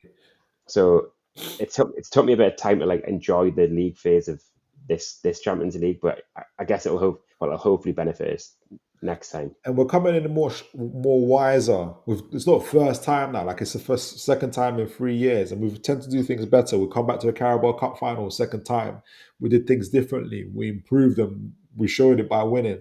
So I just think Eddie Howe's he's experienced it all now. Like he's like, I just think we're coming up wise and stronger. We've got mostly we've got the same team. Like we haven't bought anybody, so we've got the same team that nobody's going to forget. And I think we're highly thought of across Europe. Mbappe, best atmosphere. He says it's the best atmosphere in England. Sheesh, Highbury, I thought it was the library. But here in St James's Park, some of the best atmospheres. I think other teams look forward to coming to St James's Park, and I really fancy us against probably anybody Yeah. at St James's Park. I think I think that's what will carry us through. But I think we've also got the technical know-how. Like we've won. This is the second time we've got Champions League. We've won Carabao Cup, like you said. I think we're going from that mentality of from are we worthy to no, are we good enough to we are good enough. Let's see how good we really are. Yeah. That's the part I'm kind of interested to see. Just yeah, and I think that's part of the reason why we've kept your Isaks and your Brunos and everybody else because they remember nights like that. They're like, oh wow, this is proper. This is a proper Champions League night. In my so yeah, That's exciting. Going to be absolutely. very, very interesting. But boys, it has been an absolute pleasure. I would love to do another one of these about a month down the line. Once we've got a few signings, season's just coming up upon us. But as I always end, is there anything that you guys would like to plug for yourselves? Do you want to go first? I'll go after Yoli. I'll go after Yoli. Yeah, I mean, I know Mitch mentioned it at the start. So I write at NUFCBlog.co.uk, so daily articles on transfers, and obviously there's a lot of that at the minute. I try and make it a bit of a one-stop shop for all the news and opinion and things like that. So over the summer, I'm always busy sort of rounding up transfers and giving opinion and updates. So yeah, you can get us on NUFCBlog.co.uk and on Facebook and Twitter as well, and the Blogcast, which is a podcast we've been doing the last couple of seasons. I just want to say that Ollie's a great writer too. I've used his Yeah. materials on my channel a number of times. Forgive me if I haven't credited just yet, but now that I've met you, Oh I'm no, gonna I appreciate it. I'm gonna oh yeah, Ollie, thanks. That was great. And so Oh no. incredible writing. But yeah, guys, Toon Tactics TV, we're always on every Tuesdays and Thursdays on 10 p.m.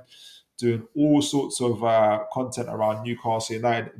Tomorrow, Tuesday, I'm going to be here with Ash Matic from Spurs, a Spurs fan. You guys see me on Spurs TV rival show. So we're going to be doing a squad breakdown for Tottenham, but also talking about Newcastle stuff because I think it's always important to see what our rivals are doing. And I'll try not to laugh as I talk about his 20 defeats. But no, I won't do that. I won't do that. I'll be like, I'm the best guy can talk to about this because I actually know what it feels like to be in the darkness in 17th position. So I might help him with that. But yeah, so we've got that to look forward to tomorrow's. Hopefully some more transfer news. But he might laugh at me about Mbeumo. I don't know. We'll see. But yeah. Every Tuesday and Thursday, guys, you can catch me on Toon Tactics TV here on YouTube. And you get stuff from TikTok as well. Fantastic stuff. And honestly, guys, both guys put out ridiculously good content. I've been reading Ollie stuff for a while before I even met him, and Philip as well. I was watching this stuff before we became friends as well. So yeah, trust me, check out their stuff. It's great, fantastic work from the pair of them. But like I said, it's been fantastic. Those that have tuned in, like, share, subscribe. You'll find the guys' links in the description, along with Strasbourg Steve, who couldn't make it tonight, who does fantastic player breakdowns, and also Black and White Banter, who is another Newcastle channel. His guy's name's Matt, who is very funny with some of the stuff he does as well. So check out both of them. It's all in the descriptions. But until next time, people, take care.